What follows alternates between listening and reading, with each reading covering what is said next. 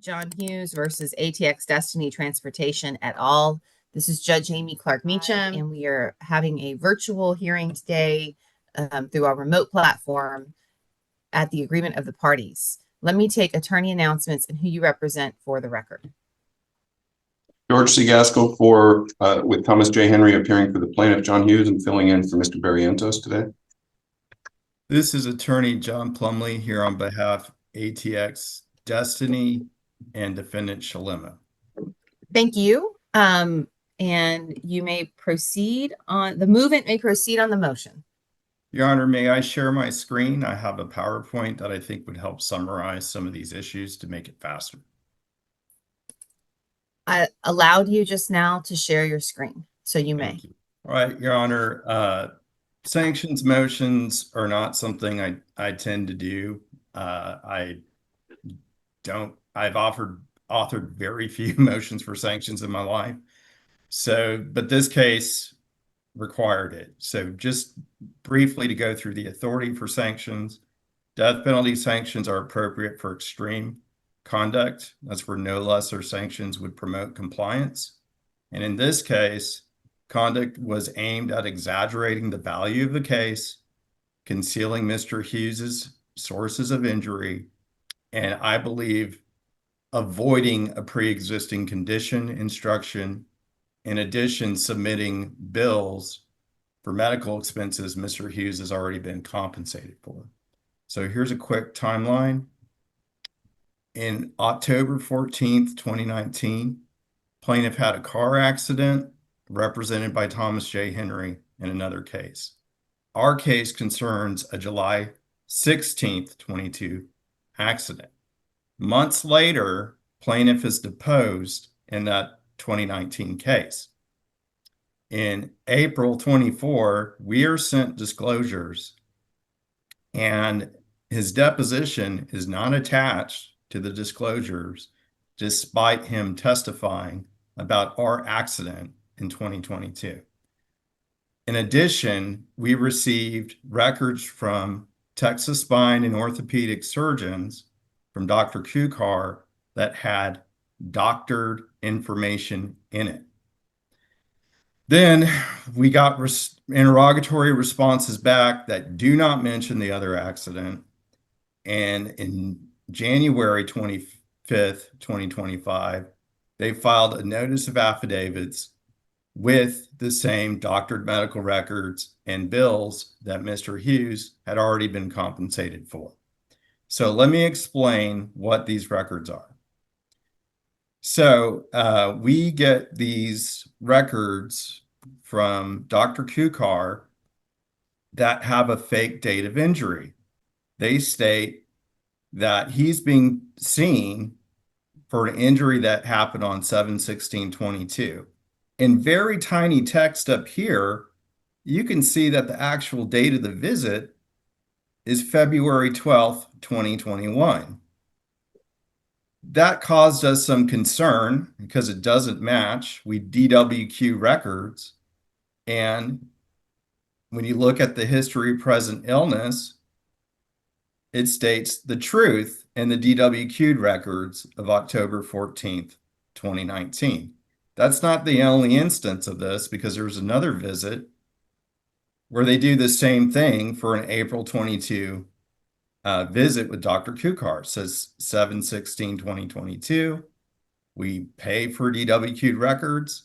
Real date of injury is October 14th, 2019. And the reason why this is important is because on 4/21, Dr. Kukar starts talking to Mr. Hughes about requiring surgery. Again, 3 days before our accident, Dr. Kukar suggests again that Mr. Hughes needs a surgery.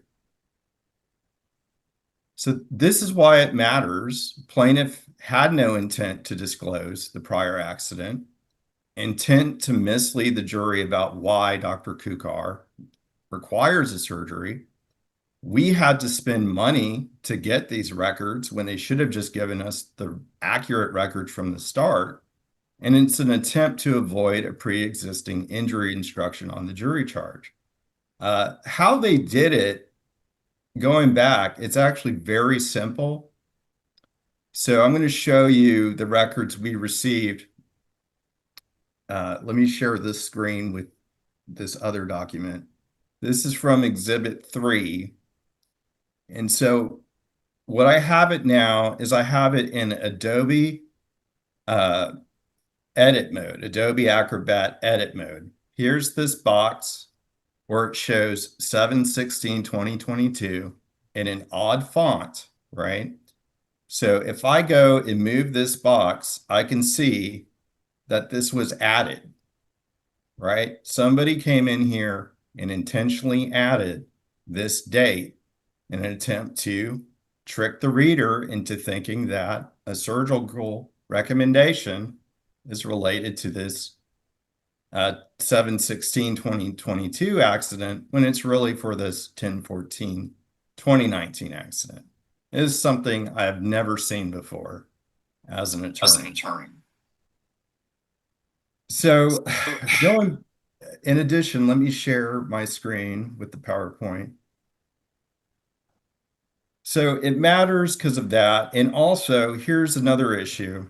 They submitted billing records from Dr. Kukar's office, submitting in their notice of affidavits $5,376.90 in bills, right?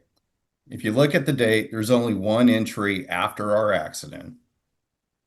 So that's incorrect.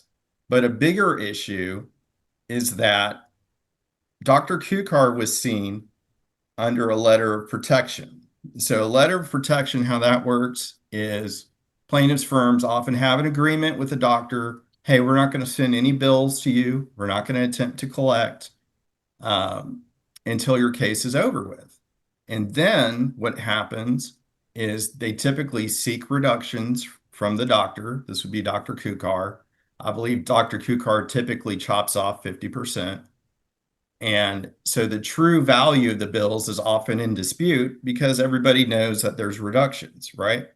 So if Mr. Hughes already paid Dr. Kukar when he settled his other case, we should see an affidavit from Dr. Kukar showing the true amount paid and incurred. And Dr. Kukar's office will not send us the correct billing records, even though we have paid $2,000 on his request to produce it. He still won't do it. Another issue is they submitted Tri-City pain records to us. The records they submitted claim he's a new patient.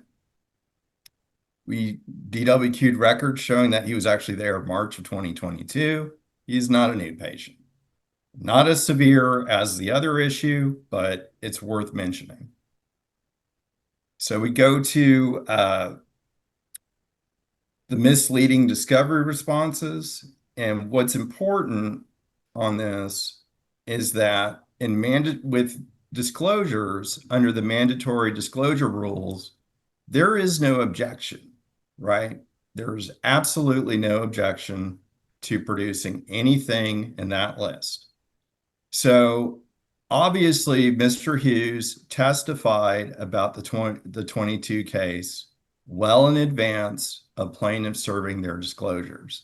We asked any witness statements, right? Witness statement is any statement about an accident. None in plaintiff's possession. Well, after threatening sanctions, they produce his transcript. And if you look here, it states, with respect to medical expenses, Mr. Hughes, that you have incurred since July 16/22 accident, do you blame the folks involved in the October 2019 accident for those? Unquestionably, there was that all you know, July exacerbated October, so that would bear much of the blame. So we interpret that as saying, yes, whoever it is he's suing, you owe me money because it's related to that. That is information they had no intention to ever share with us. We asked in interrogatories 11 and 12, specifically if he had seen any doctors in the past 10 years. There's big, long form objections, and all they admit to is 2015 gallbladder surgery. So in closing, they are intentionally lying to us and to our insurance company, trying to claim damages from a different accident, trying to get money for a bill already paid, changing medical records. It's a mockery of our justice system. The intent is to mislead the jury. I don't believe Travis County can condone this kind of behavior. And the thing is, Your Honor, I shouldn't have to backwards engineer reality when we have discovery rules. The only reason I found out he was in this other case is due to noticing that weird font change on the date. Then I had to go to the Dallas County records and find out that he had taken a deposition in another case. We've spent about $3,200 trying to get real records from Dr. Kukar, and he still won't produce it. So I just believe that this is not something I've ever seen before. I mean, I'm used to pain management doctors fudging numbers, that kind of thing. But I've never seen a situation where the actual medical record itself is changed so that a jury might be confused as to why they're seeing a doctor. So anyway, I'll turn it back to plaintiff. I believe their argument is, well, we should have had a motion to compel a long time ago, and then you would have gotten this information. That's not how our discovery rules work. You're supposed to be honest in your discovery responses. Unfortunately, before we do that, yeah. So what is your support for the sanction that you are seeking? It's a pretty unique situation. I haven't seen much like this before myself. And so what is your case law support for the sanctions that you are seeking? Well, Your Honor, the Trans-American Natural Gas case, it's a Texas Supreme Court case from 1991. It is still the law in Texas. And essentially, to distill it into very clear and concise, the point of that case is that when someone is engaging in really nefarious conduct during a lawsuit, there is no lesser sanctions than death penalty sanctions. Here, Thomas J. Henry is a very large plaintiff's law firm. And I believe that based on the actions in this case specifically, they need to know you cannot do this in Texas. You cannot have a doctor or someone at your firm change a medical record. You can't submit bills that you've already been paid for. You can't have a doctor just lying about what the charges are. Can't, abuse the discovery process to conceal the fact that this is a pre-existing injury case, not a new injury case. And I believe the holding of Trans-American Natural Gas would support this type of request to strike their pleadings.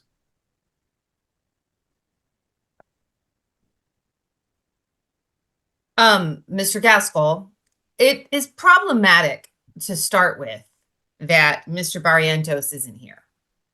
I'm just going to be honest with you. That's not a good look. I apologize, Your Honor. I've only found out about this late yesterday afternoon. It's my understanding that Mr. Barrientos was required to be at a live in-person hearing, not allowed to attend by Zoom, and he physically drove from Austin to Dallas late last night in order to be there. He can't be in two places at once, and it's my understanding that it was a court requirement that he be there in person.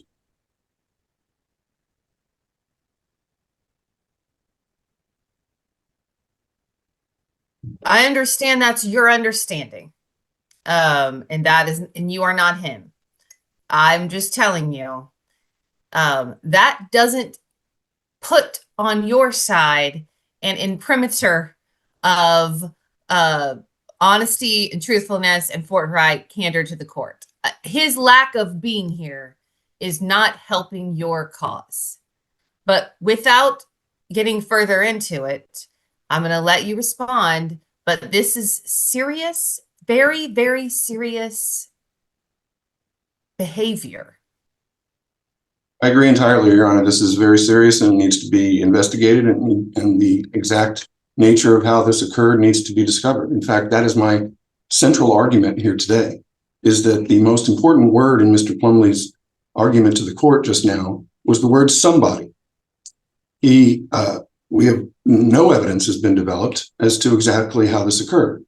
Obviously, this, as Mr. Plumlee showed with the editing of the record, somebody did that. There has been no showing whatsoever as to who did it. And the key element of imposing sanctions is to punish bad faith, bad intent, malicious intent, intentional deceit. We don't even know who it was. No discovery has been taken whatsoever as to how this occurred. Every single allegation that Mr. Plumlee leveled seems to be directed at Dr. Kukar and someone in Dr. Kukar's office. No one in Dr. Kukar's office has been deposed. No interrogatories have been served or other discovery has been sought to determine exactly how this occurred, why it occurred, who did it, and what the intent was behind it. Dr. Kukar could have been called as a witness to this very hearing, and yet he's not here to testify. Someone in his office, the custodian of records, anybody could have been subpoenaed to attend this witness and this hearing and give testimony as to exactly how this happened. We not only don't have the identity of the person who was responsible for these edits, but no evidence whatsoever as to the intent behind it. And under the Transamerica standard, which, by the way, my direct supervisor argued personally before the Texas Supreme Court in 1991, Ms. Zuckerman, she's right there on the mastheading of the case, shows is that in order to impose particularly a death penalty sanction, there must be evidence of the intent of the malicious, bad faith, or deceitful intent, and none of that has been shown here. There hasn't even been an attempt to adduce the evidence to explain how this occurred. I'm as troubled and upset and curious as to. You would like him. I want to be clear. It's a plaintiff's contingency fee case from your shop, and you're saying what Mr. Plumlee needs to do is get and maybe you're right, but I want you to understand what you're saying and asking for is for him to get a forensic expert, for him to do multiple depositions, to chase down how someone on your side fabricated some documents. You're not saying they're not fabricated. You're saying it's his burden to find out who fabricated them. And maybe you're right. I just want to make sure what we're doing here. The defense to the fact that fabricated discovery was provided to the other side from your side is maybe it was us, maybe it was the doctor. That's going to be his job to show it before you sanction us. That's what I just heard. That's what I heard. In order to impose sanctions under the Transamerica standard, there must be evidence of bad intent. And in order to determine bad intent, there must be a person with that intent. We don't know who that person was. The 2019 case and the 2022 case are handled by different lawyers.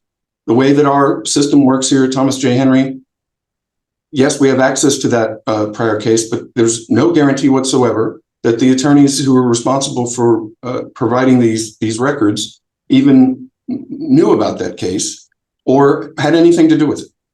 There's every Thomas J. Henry attorney knows that the defense bar and the insurance companies have access to vast amounts of information, databases of collisions that even in cases that are not filed.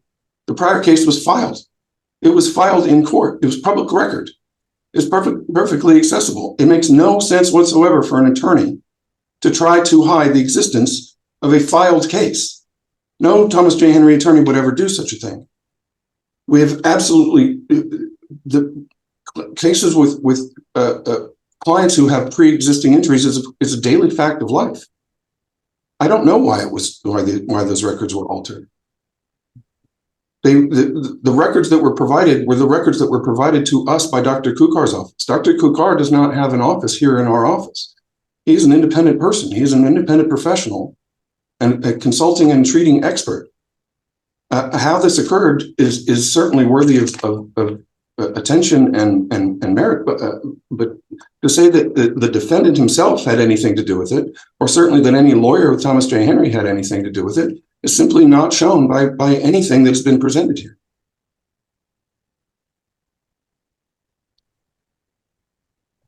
I hear you.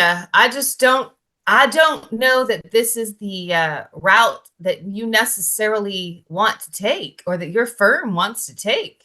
But I can't stop that from occurring, I guess.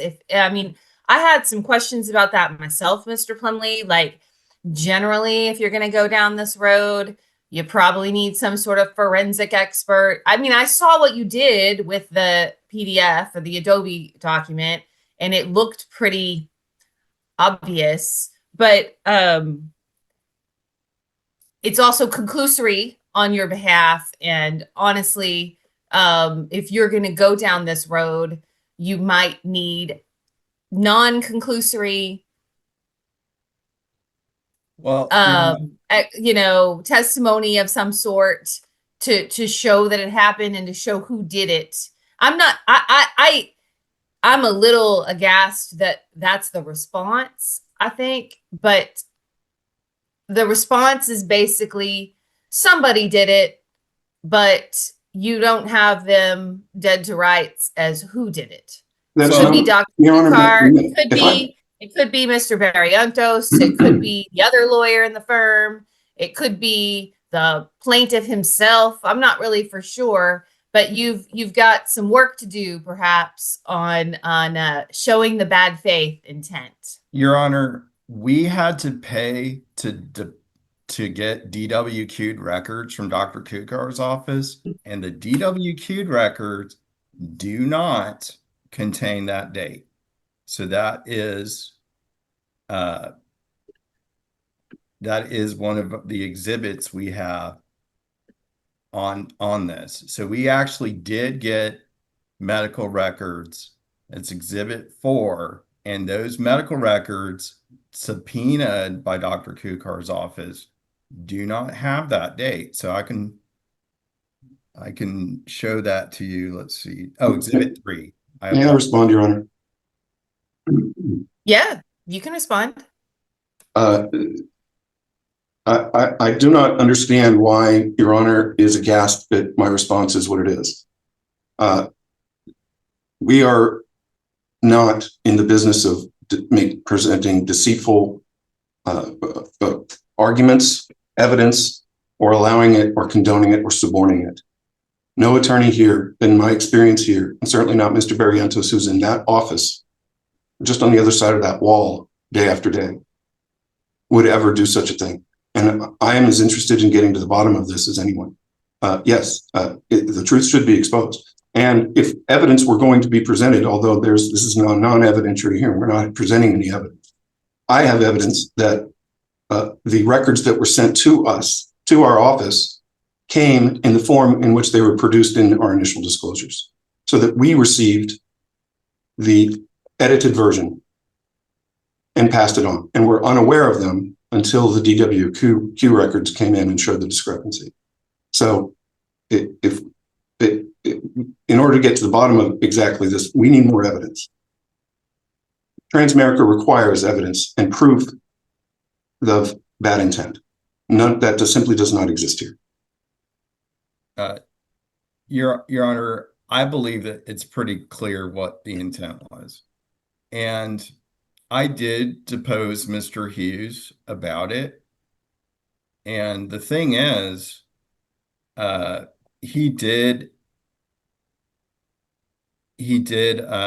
conclude that it was not him who did it. I asked him, did you tell Dr. Kukar what to send? I did not. I've asked him, I actually had to ask Mr. Hughes directly if he asked them to do anything, and he said no. And then I tried to give Mr. Hughes a lifeline at his deposition. I asked him that, you don't want, it's on the screen, but basically you don't want incorrect documents being shown to the jury, right? You don't want that. During my deposition, I showed him the real records and the fake records, the real records and the fake records. And I asked him, hey, you wouldn't want to go to the jury with a record that says you visited them on February 12, 2021, and yet the date shows that it's related to a 2022 car accident. You wouldn't want that, right? And he wouldn't give a straight answer. Well, yeah, I don't know if that's the date. What do you mean? I would have to review and see that. I spent hours with him, and he just wouldn't own up to it. I hear you. I need to look back at everything. Here's the thing that I think I want to be clear. Worst case scenario is Mr. Plumlee has this is worst case scenario for the plaintiff. Mr. Plumlee has met his burden under Transamerica, and death penalty case is gone. Best case scenario for the plaintiff is this is at trial. We have a sideshow trial about discovery abuses, because usually you keep that out on a motion in limine. But in this instance, it's almost like the opposite of a spoliation instruction. It's like a fabrication instruction. And it's almost like that's the best case scenario that the plaintiff can come up with, unless the plaintiff can somehow show the chain of evidence themselves. And so I just think that's what you're dealing with, Mr. Gaskell, as I think this over. I don't envision a world where this isn't here for the duration of the lawsuit, all the way through trial. I've done that before, by the way, which is not done the spoliation instruction, but allowed the spoliation story to be part of the trial itself, which honestly, Mr. Plumlee, if I'm being honest about this, trial judges don't like to throw cases out on the death penalty sanctions because it's about 50-50 on appeal. And nobody likes to rule in a way that only gives you a 50-50 chance on appeal. Appellate courts don't protect us on death penalty sanction cases. They generally, well, like I said, about half the time, they reverse us. And so just having the one case from the Supreme Court, I understand that's the seminal case, but I was hoping you would have more than that. And maybe as I take this under advisement, you dig back into case law and you figure out if there's anything out there that shows in something like this, of almost like a fabrication or a, type of evidence. If you prove it, the case should be thrown out. I understand it's a rare situation, but I think you should give it a shot, because you're hearing what I'm saying. This is a difficult thing for a trial judge to do. And you get reversed about half of the time, right? Maybe even more than half. And so, again, best case scenario for the plaintiff here is Mr. Plumlee makes this what his trial is about. Well, I've already that doesn't feel right. That doesn't feel like a great place for the plaintiff to be. But I don't really know how it's all going to play out, Mr. Gaskell. I'm going to look this over. I understand you're not the attorney of record in this case, and I understand everything. I hope everything you have said. I hope everything you have said in defense of your colleague and in defense of what happened here turns out to be true. But I'm going to take this under advisement. I'll think about it. I hope both sides have listened to me as to what I have said are the problematic parts of this case. I will take it under advisement and I will let you know. Thank you, Your Honor. If I may, one final comment. Thomas J. Henry injury attorneys, we are not going to sweep this under the rug. We're not simply going to, the reason I'm making the argument I'm making is because the evidence should come forth. And if that presents a problem for the jury, then that's the case we have. The truth needs to come out. Sunlight is the best disinfectant, and the very idea that we would engage in this misconduct, or whoever did, of the 20 different hands that touched this file before it got to here today, the truth needs to come out. And we're not going to just throw this plaintiff's case away because in order to hide something. That's not going to happen.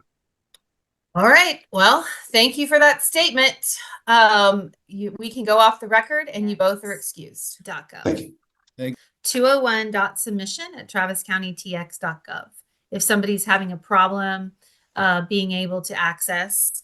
On this motion to bifurcate trial, Mr. Sigmund, you're here. How long do you think the hearing will be, and do you need a record? No, it's not my motion. I'm responding. And I don't. There you go. I don't think I'll So need a you don't record. need a record of not your motion. No. Thank you. Oh, somebody's saying something. Martin R. Yes, that's Martin R. yes, Your Honor. And my name is Marty Rube. I'm the paralegal at Nelson Partners, and I wasn't able to hear until just now, but we have been in bankruptcy, and we've also had. Okay, first off, I don't know who you are. That's something. So again, I don't know who you are. I can't see you. Are you here? Are you saying you work for David Smith? No, I work for Nelson Partners. I'm not to that case yet, I don't think. I don't know what that is. Oh yeah, that's a case I haven't called yet. Sorry, that's not a case I've called yet. Okay. So just Sorry. hold, wait for 1 second. I thought you were trying to enter an appearance for Shelby Chrysler or Yellowstone Landscape, but so far I'm still not getting anybody for that. We're going to keep checking our email and seeing if they email us. Not sure why they're not here, but we'll run through this, Mr. Sigmund. And if they're still not here, we'll call your case and try to figure out how we proceed. I don't want you to have to stay through other hearings. We'll figure this out. Thank you, Your Honor. Okay. Burgermaster versus Liberty Mutual. Yes, Your Honor, I'm here for the movement, which is defendant S&D Plumbing. And I'm you here are for the Ms. plaintiffs. Green. And plaintiff was who? Sorry. Your Honor, I'm here for the plaintiffs, Megan St. Germain. I'm here for plaintiffs, Ezekiel Kotler and Marissa Burgermaster. And I have this as a 30-minute hearing. Does either side need a record? Not I, Your Honor. Thank you. I don't need a record, Your Honor. Thank you. Ah, there's somebody. We'll see.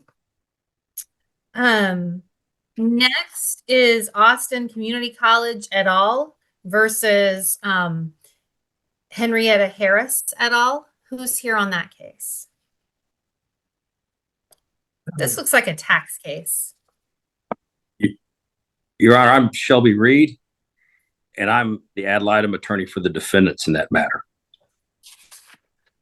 And I'm Javier Gutierrez. I apologize. My camera's not working. I'm here for the taxing entities, but this is an excess proceeds case. They're trying to, the previous owners are trying to get the money that's in the registry of the court.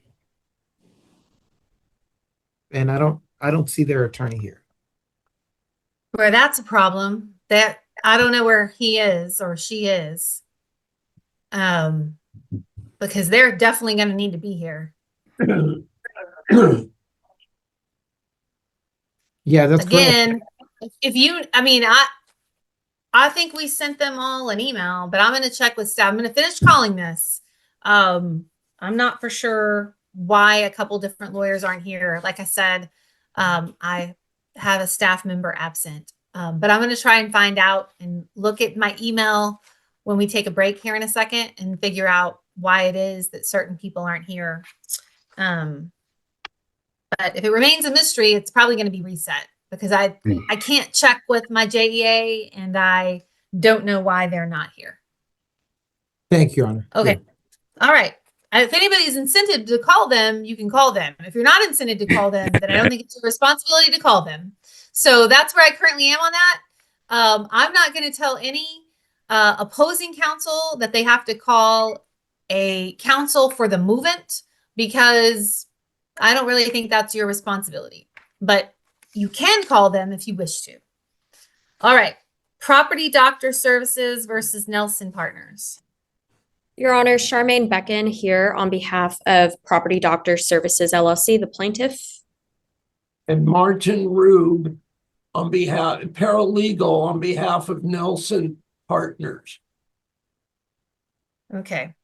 Well, that is difficult because companies cannot be represented by non-lawyers, but we'll deal with that when we get to that case in the order that we get to that case. This is a motion for a default judgment.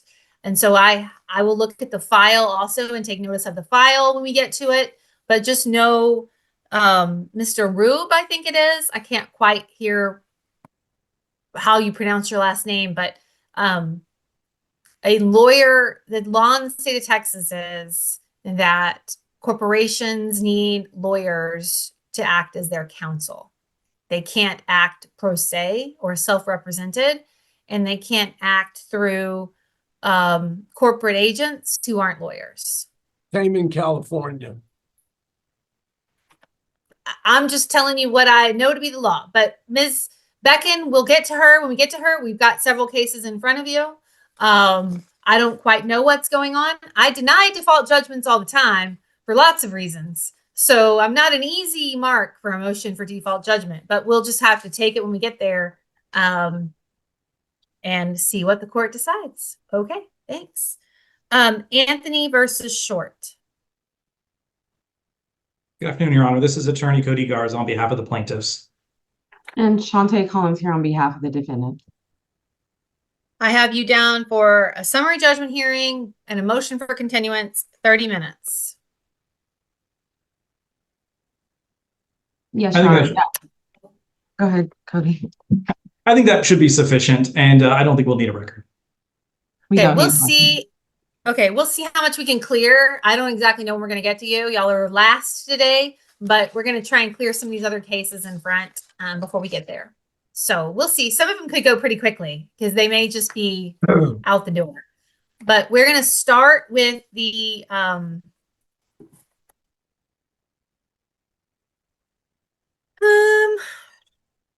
did anybody need a record? It was a lot of cases that don't need records. Is anybody here that's the movement that needs a record? I think not. Your Honor, Charmaine Becken on the property doctor case, I had replied to the email just requesting a record. And yes, you do. Okay, yes, record needed. Thank you. I forgot to ask you when we got to your case. Your record is needed on that one. Got it.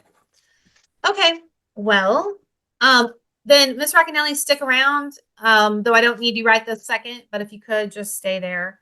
What I would like is as we call through these cases, you don't have to stay on video. I'm going to stick, just because it's probably easier, I'm just going to stick with the order I called them in and the order listed on the docket. I don't want anybody to get too confused. There's enough going on in each of these cases, I think, to where I can't quite, no one's telling me they've got an agreement and wish to be excused. So we're just going to go in order.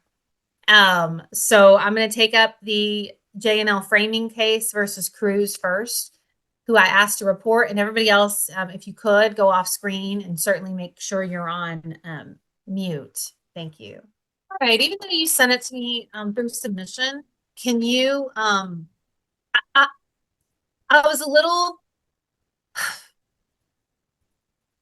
hesitant because it's not a traditional default judgment and that there is another lawyer involved and there's a mechanic lien situation. And so I really just wanted you to walk me through what we're doing here and make sure that I understand the judgment that I'm signing off on.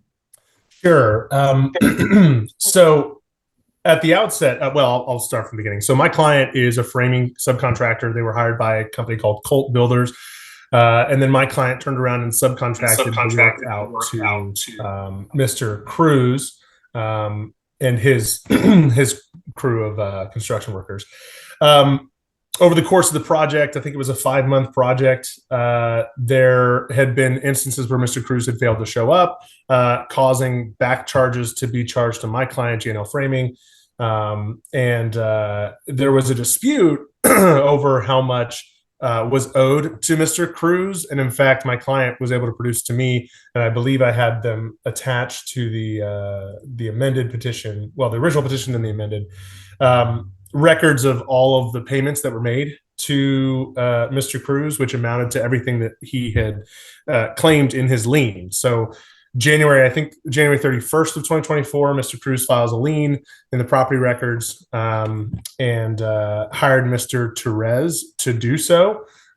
We first learned of the lien on that occasion. So there were many instances under the Texas Property Code where it was not properly perfected. There weren't any pre-lien notices. Neither Colt Builders nor the owner of the property got notices as well. And then, in fact, the underlying claim, our position is that it is entirely invalid, and so it's a fraudulent claim, and we're requesting that the court remove the claim, remove the lien to clear the title on the property, and then assess damages under Chapter 12 of the Civil Practice Remedies Code of, I believe we're asking for $10,000 in that count. And then in addition, JNL Framing would request that the court grant it the damages it suffered for the back charges. The contract between my client and Mr. Cruz was that Mr. Cruz would prosecute all the work under the scope of work that was assigned to JNL Framing. And we have records attached to the original and amended petition that show that Colt Builders was required to hire a third-party framing company, Michelle's Construction, in order to make up for deficiencies in Mr. Cruz's work. So we would ask the court for those damages as well, to remove the invalid lien and then assess damages for the fraudulent lien claim as well.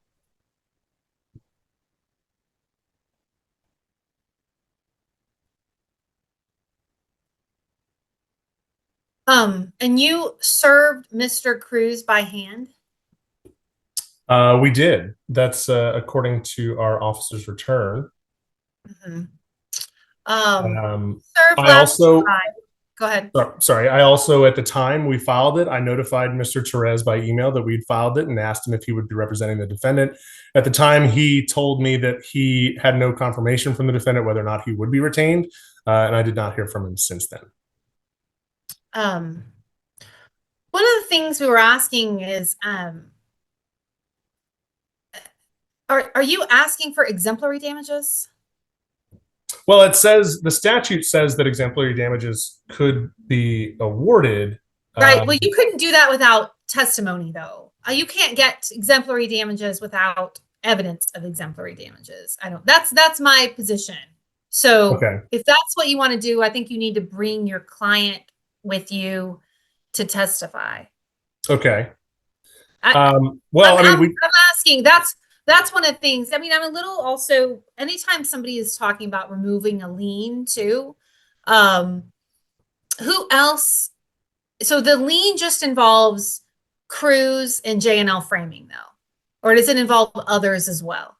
Well, the lien was purportedly filed under Chapter 53, which is always done against the property owner. And then. Right. So where's the property owner in this? Where have are you they? talked to them? Have you talked to them? I mean, I think since it's involving a lien on their property, do we need to make sure they're aware of it? They are aware of it. They have been made aware. In fact, they filed a bond. I can't remember if it was the owner or if it was Colt Builders, my client's contractor, who did file a bond against the lien. And so really the purpose of removing the lien is so that whichever one of those parties, in fact, filed the bond can get it released.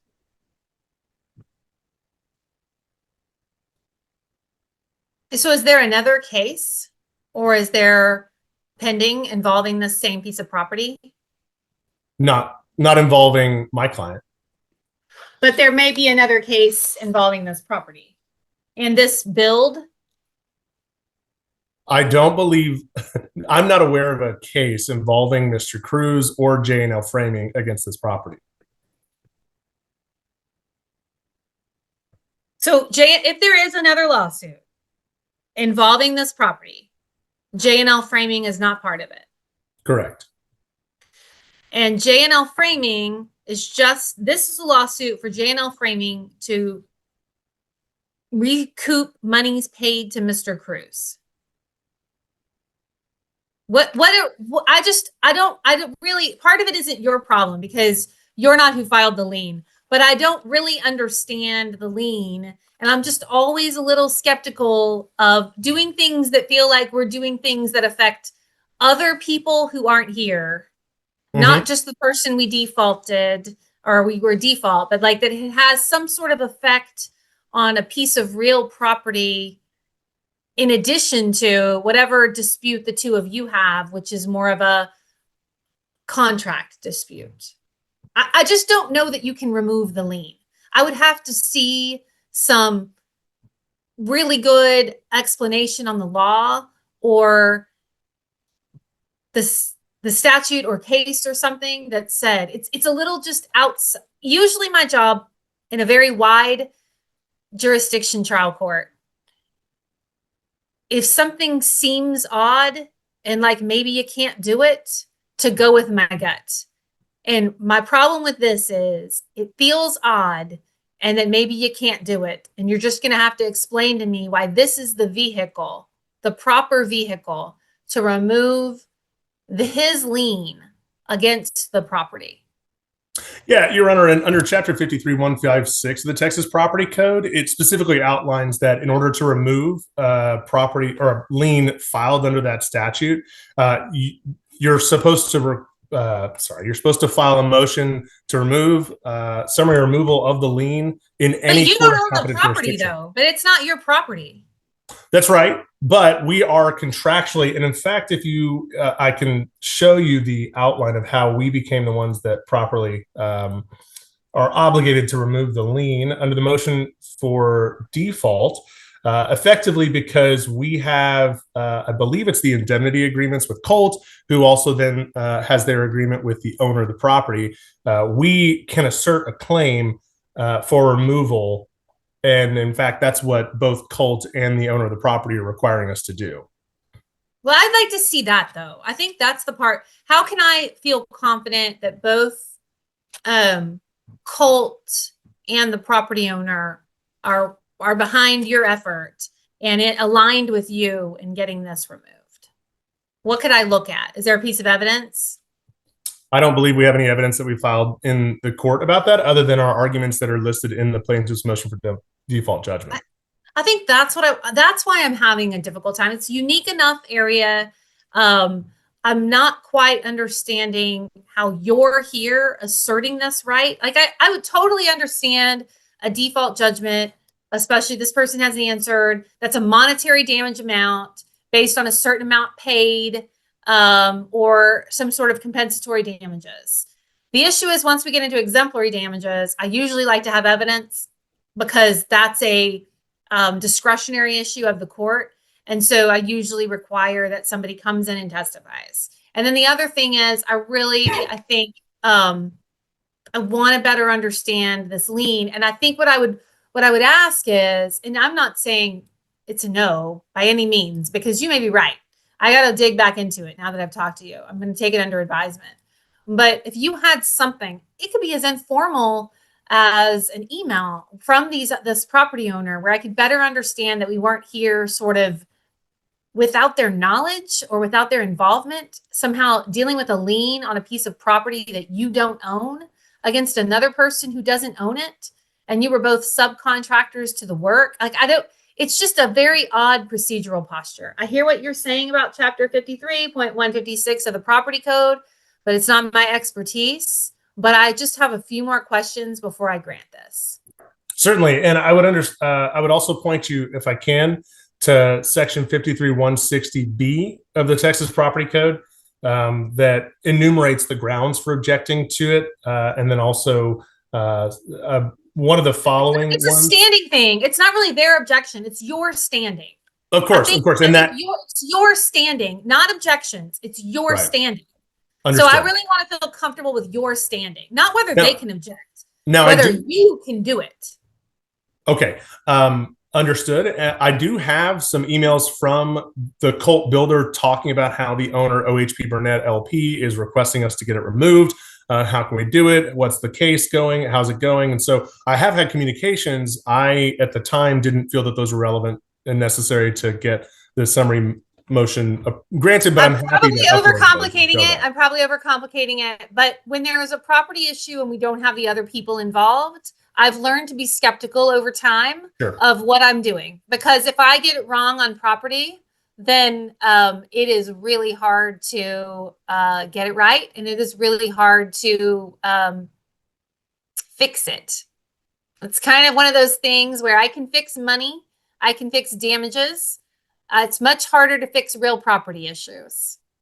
So anything you can give me about standing would be very helpful. And then one thing I want you to consider is if you want damages greater than monetary damages, if you want some sort of exemplary damages that require additional evidence, do you want to come back and do this? So let's give you a reset. I think that's what we should do.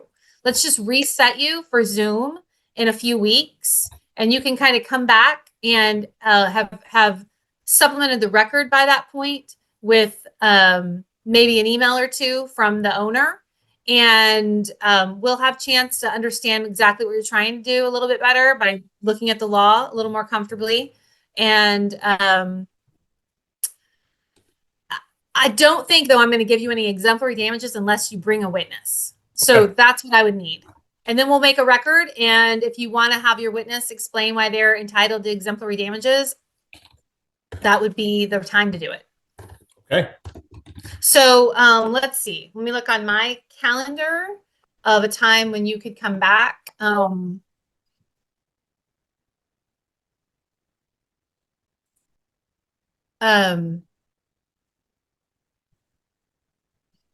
Maybe the week of May 26th. I know that's Memorial Day, but I have some possibilities. You could come on the afternoon of May 27th.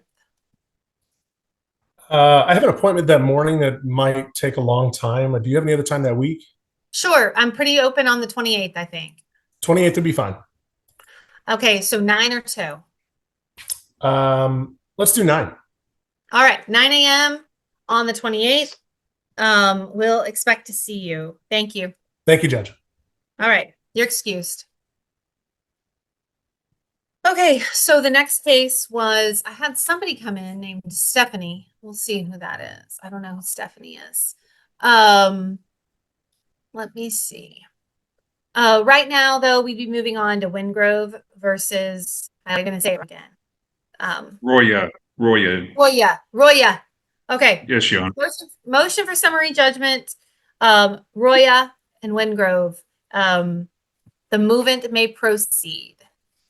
Thank you, Your Honor. Again, Jeff Kershaw on behalf of Dr. Roya. Real quick, we did file some objections to respondents' evidence. They have an expert report, the sister report that constitutes hearsay by Dr. Wheeler. Exhibit A is another pamphlet, instructions for use, that again we believe is hearsay. And then Exhibit 9 was a medical board complaint that has not been produced to us, that is hearsay. But I just want that is the court is aware of that. I don't know if the plaintiffs are going to rely upon that. I really don't know how relevant it is to this issue. But Dr. Roya is a OBGYN that has practiced in Austin for about 30 years. This is a medical malpractice case. I have consolidated my argument only to statute of limitations, Your Honor. We're going to withdraw the motion for summary judgment on lack of evidence on battery. I saw the response. In all fairness, it creates a fact issue. I believe the plaintiffs also have withdrawn their lost wage claim in their response. So that also has consolidated the issues. So what we have here is Dr. Roya performed 2 procedures on March 14th, 2014, over 9 years ago. One procedure was an endometrial ablation, that's where you remove the lining of the uterus to help the heavy bleeding and pain during cycles. He also did an Essure implant, where you put coils into the fallopian tubes to prevent pregnancy. Okay. The issue in this case is the second procedure, the Essure coils. Ms. Windrove contends she never consented to that procedure, and she filed her lawsuit on November 30th, 2023. That is 9 years and 8 months after the procedure. For the court's record, we can't find the consent for the Essure. We also don't have the consent for the ablation. And also, Your Honor, we don't have my client's chart did not have the consent for the anesthesia. So all consents are missing. What happened to them? I don't know. The doctor switched EMR record keeping systems 2 to 3 times over the past 10 years. I don't know if they didn't get uploaded. I don't know what happened in the transition, but we agree they are missing. So we have filed a statute of limitations argument, and this is, I don't think, in dispute. We know the date of surgery. That's when the statute of limitations accrues. We know it accrued on March 14th, 2014. We know the statute of limitations expired on March 14th, 2016. That's 2 years, and the discovery rule does not apply in medical malpractice cases. But when we filed our motion, we anticipated that plaintiffs would argue the open courts provision, which is a sister of the discovery rule. But the open courts provision does not toll the statute of limitations. And Judge, if I'm not making sense, please let me know. I'm trying to make it as crystal clear as possible. You're fine. So the Texas Supreme Court has basically said, under the open courts provision that gives litigants a right to discover their injury and a right to file a lawsuit within a reasonable amount of time. In other words, they got to exercise due diligence. It is our position, and the evidence will show, Ms. Windrove discovered the coils on September 16th, 2022, and waited 1 year, 2 months, and 14 days to file the lawsuit. We don't believe that is due diligence, Your Honor.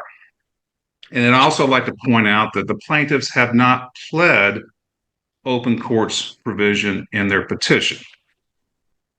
So, in their petition, Ms. Windrove, in paragraph 5.13, states unequivocally on that date, during the office visit with Dr. Roya, she learned for the first time that she had coils in her fallopian tubes. And on paragraph 520 of her petition, she specifically states, I never consented to these coils. And then, like I said, Your Honor, she waits 1 year, 2 months, and 14 days to file a lawsuit, even though she's adamant she did not consent. Also, in the record and in her deposition, her first post-op visit was April 16th, 2014, which is 1 month after the surgery. On the questionnaire, Ms. Windrove is asked, what is your form of birth control? She writes Essure. So 1 month after the procedure, she is writing Essure. Now, and I don't mislead the court, then she goes in her deposition, well, it may be Ensure. Well, Ensure is a protein drink, Your Honor, and that's not a form of birth control. So we believe Ms. Windrove had notice of this potential claim within the statute of limitations.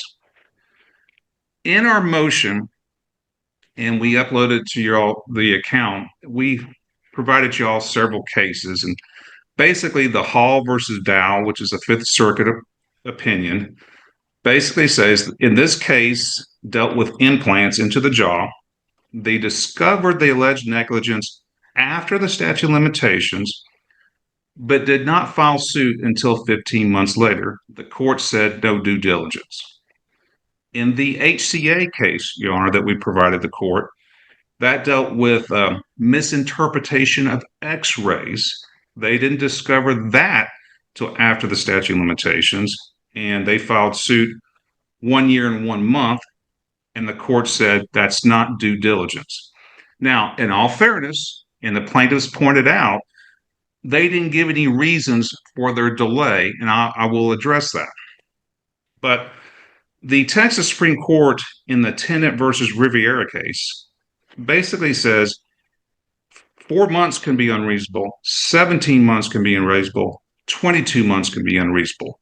So we believe when Miss Windrove discovered that she had Essure implants on September 16th, 2022, we believe waiting 1 year, 2 months, and 14 days to file suit is not due diligence. We think that's an unreasonable time. In plaintiff's response, they talk about Miss Windrove having a hysterectomy, and that justifies the delay. Well, the hysterectomy was done in December of 2022. There's 3 months going on right there where she could have filed a suit. And in all fairness, Your Honor, a hysterectomy is not going to stop someone from consulting a lawyer and filing suit. The second issue is the medical records. Plaintiff's counsel contends he had trouble getting the medical records.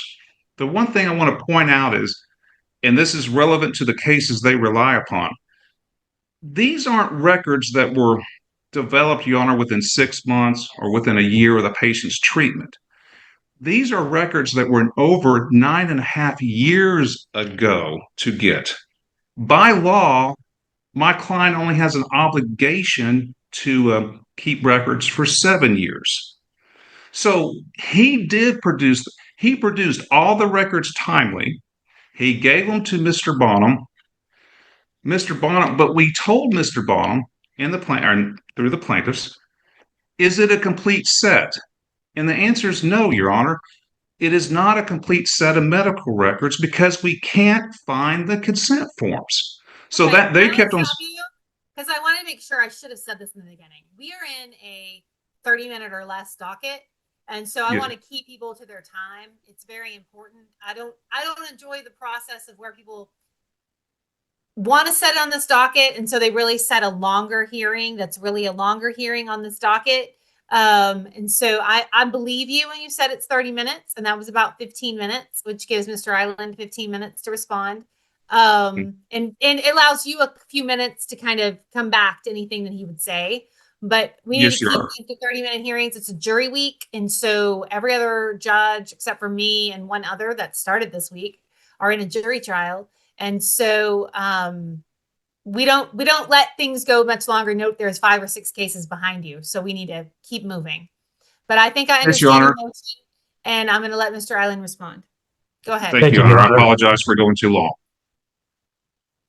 Yep, thank you, Your Honor. This really is a question about whether or not Ms. Windrove and her lawyers were reasonable once she discovered the Essure device had been implanted without her knowledge, without her consent. And I'm going to go through the timeline in a moment, but we tried to begin getting the records from Dr. Roya. I'll just share the timeline. I think it'll be most beneficial. Sorry, I think I need to allow people to share their screen. Okay, I just did. You have it privileged now. Now I gotta find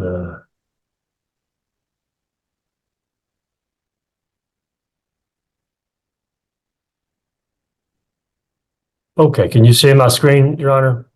Yes. Okay, so this is the timeline. So September 16th of 22 is the first time that she learned of the Esure implantation.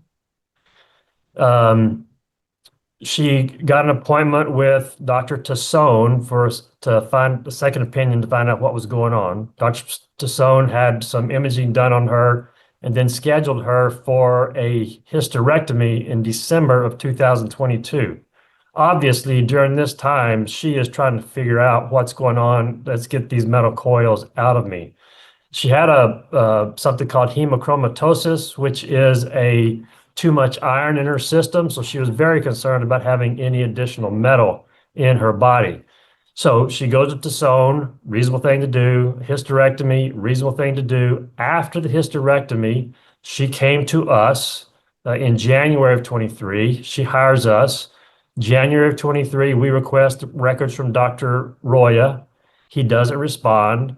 February, records are requested from Dr. Roya.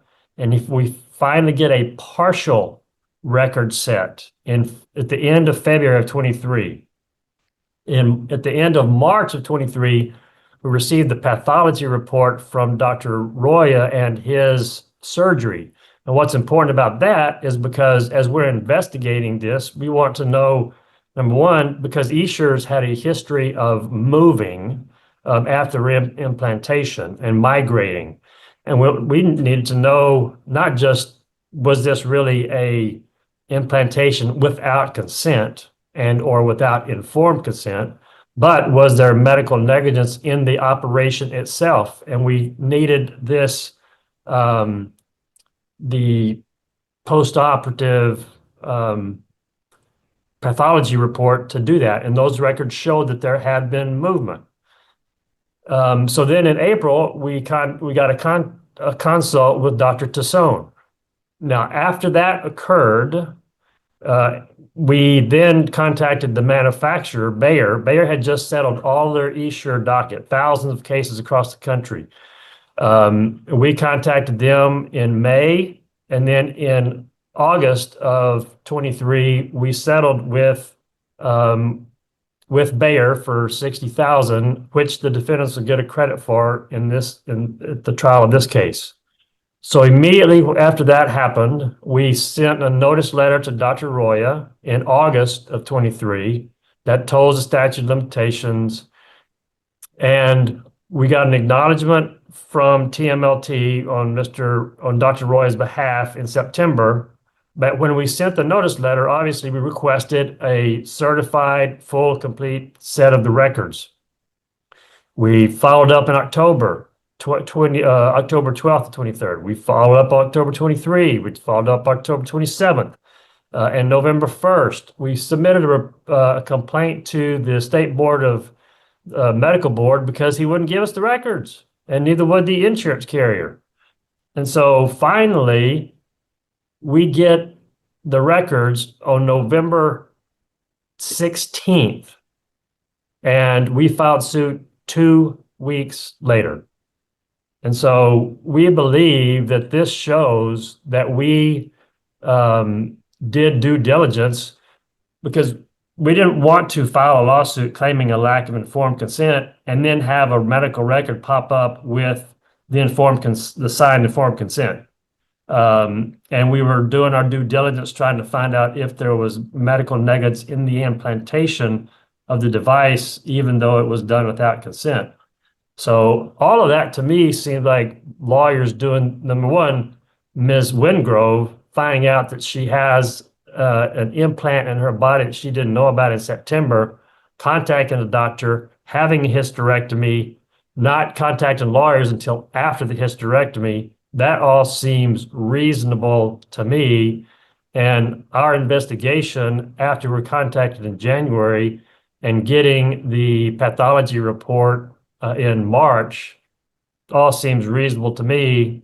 And then contacting the device manufacturer to get information from them and pursuing a claim seems reasonable. And then once we sent the notice letter, hounding the insurance company for the doctor to give us a complete record, all sounds reasonable to me. And So that is the due diligence that we did. I mean, knowing that you have to have an expert report within 180 days of filing the lawsuit and nothing can be done until that happens, you want to get you want to have your expert on board. You want to have a full, complete set of records, especially if you're alleging lack of informed consent and or lack of consent. And with regard to the records after the procedure, there are 5 or 6 questionnaires which she filled out. In all of them, she put withdrawal or none with regard to her birth control methods. And on one of those records, it says insure, E-N-S-U-R-E, and also she circled withdrawal. So at the maximum, that creates a fact issue of whether or not, of what that meant, because all of the rest of the records all say none. You know, like it's none. I have no birth control method. And on a couple of them, she did put ablation, and she acknowledged, you know, we're not claiming that she had an ablation without her knowledge. She did have an ablation with her knowledge, because that's what she wanted. That's what she asked for. And the records show that's what she asked for. She never asked for an E-Sure implantation. Okay. I think that's all. David, did I miss anything? No, I thought it sounded like, he's with you. Mr. Bonin's with you. Yes. If I may, Your Honor, Craig, I think you covered the waterfront. I would just want to point out with regard to the cases and the case law, the Gagnier versus Weigel-House case, which is a Court of Appeals case from 2000 here in Texas. That case laid out proper considerations for evaluating the reasonableness in delay in filing suit, and properly consider, at least according to that court, are delays in providing medical records.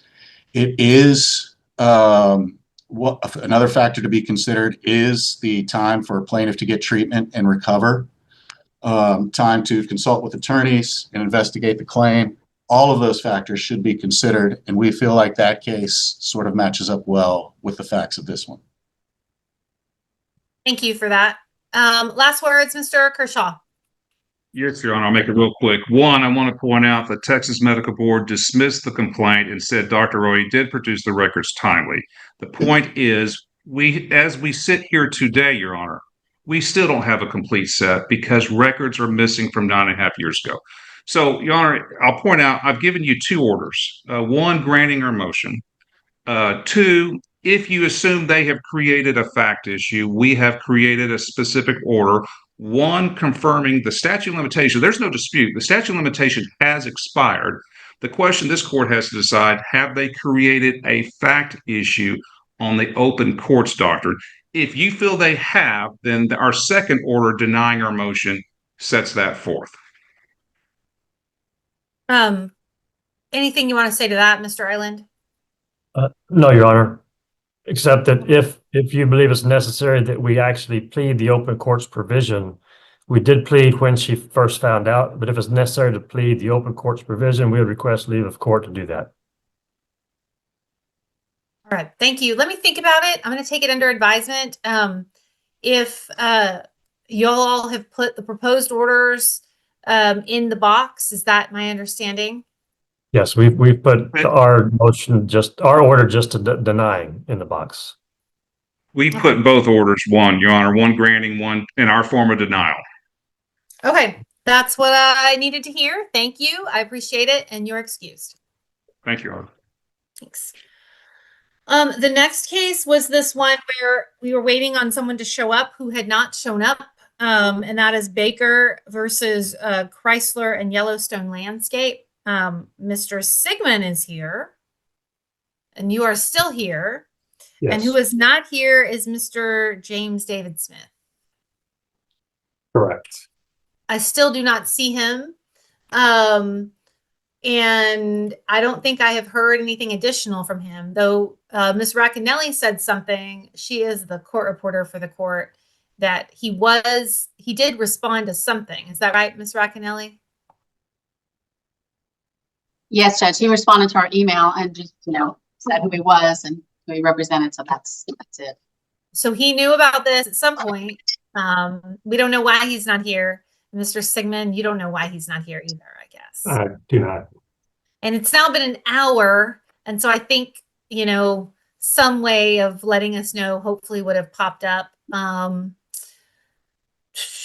This was a motion to bifurcate. It was his motion though, right? Correct. Well, I'm not going to say he can't bring it.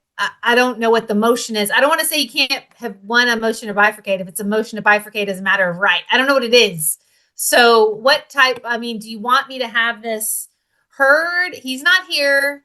But I'm a little loath to deny a motion to bifurcate, for example, on a punitive damages claim, for example, which I think in many cases in Texas law is required now. There's a lot of required motions to bifurcate under Texas law now. So just generally, because I don't want to have you argue against yourself, but what type of motion to bifurcate is this? It's a motion to bifurcate pursuant to CPRC 72.052. And I believe that the argument that's being made is that that statute allows, when you have a situation like this where there's a respondeat superior claim and there's a company and there's a defendant driver, it allows you to bifurcate the case out so that you're determining the negligence of the driver first, and then perhaps moving on to the next phase against the company. And you're opposing this motion to bifurcate? I'm opposing it, that's correct, for a lack of specificity. I've looked at some case law and I've also looked at the statute, and while on its face it looks like it's compulsory, there's case law out there that suggests that if you don't specify how the bifurcation is going to affect the trial and how it's going to proceed, that you're inviting potentially prejudice and confusion and delay, et cetera, et cetera. And so since it lacks specificity, we're opposed to it.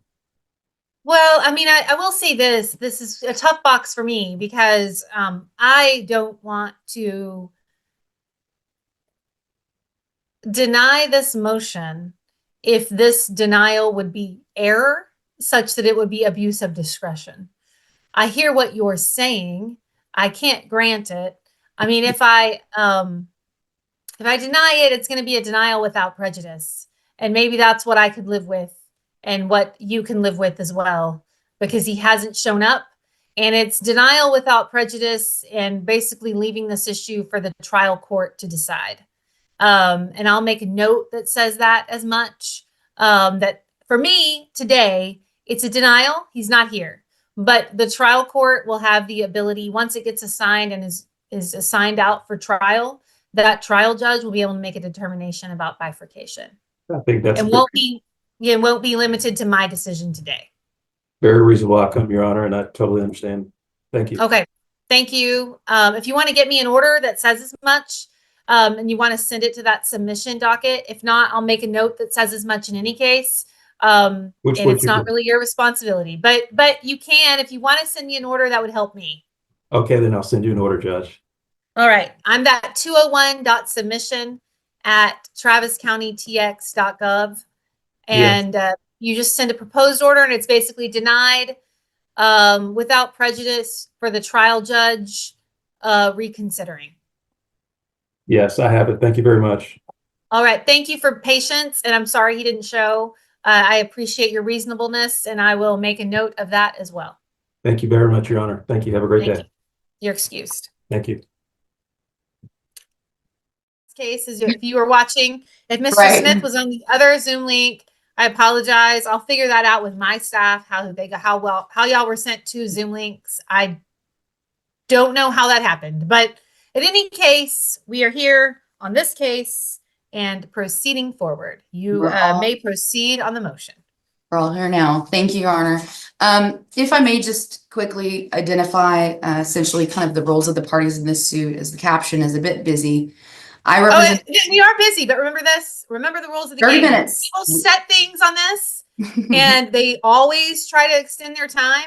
And we are going to be done with this hearing at 3:45. Absolutely, 100%. 100%. Understood. Okay. Obviously, Liberty Mutual involved as the homeowner's policy, and that's really not so much what we're here about today. It's the dispute between the plaintiffs, the homeowners, and my client, S&D Plumbing. We actually have a lot of agreements with the plaintiffs in this case. We agree that there was a copper water line that was installed too close to the roof line in their attic. We agree that that line was pierced by a roofer's nail about 2.5 years ago. We agree that plaintiffs suffered damages as a result.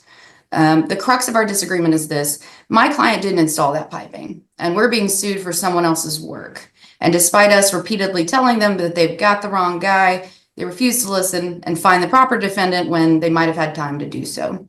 So, as you can tell, this lawsuit arises from a water loss. It was in November of 22. Roofers were performing work, penetrated a copper water pipe that fed the water heater in the attic. It resulted in water damage. I believe plaintiffs reached out to the former owner of the condo who told them that that heater had been last installed in 2017 by my client, S&D. Plaintiffs then reached out to S&D, and although S&D confirmed that, yes, we had done a replacement of water heater in 2017, we weren't able to get anybody out there that night. So plaintiffs engaged another plumber, ABC, to come out, repair the piping, and then they rerouted the piping away from the roof line. Essentially, the roof line, we've got boards, roofing nail comes through, hits the pipe. After that, the following day, Melvin Haddix, who was a technician for my client, S&D Plumbing, back in the day, as well as a more senior manager, Jason Radford, went out to the residence to inspect the water heater and the copper pipe. And although they explained that the work that Melvin did in 2017, this is the same person who did the work in 2017, was there after this incident in 22, was to remove and replace a water heater tank that had already been installed in that position. So he didn't install the water lines, he didn't install the piping, and he didn't touch them. They were pre-existing.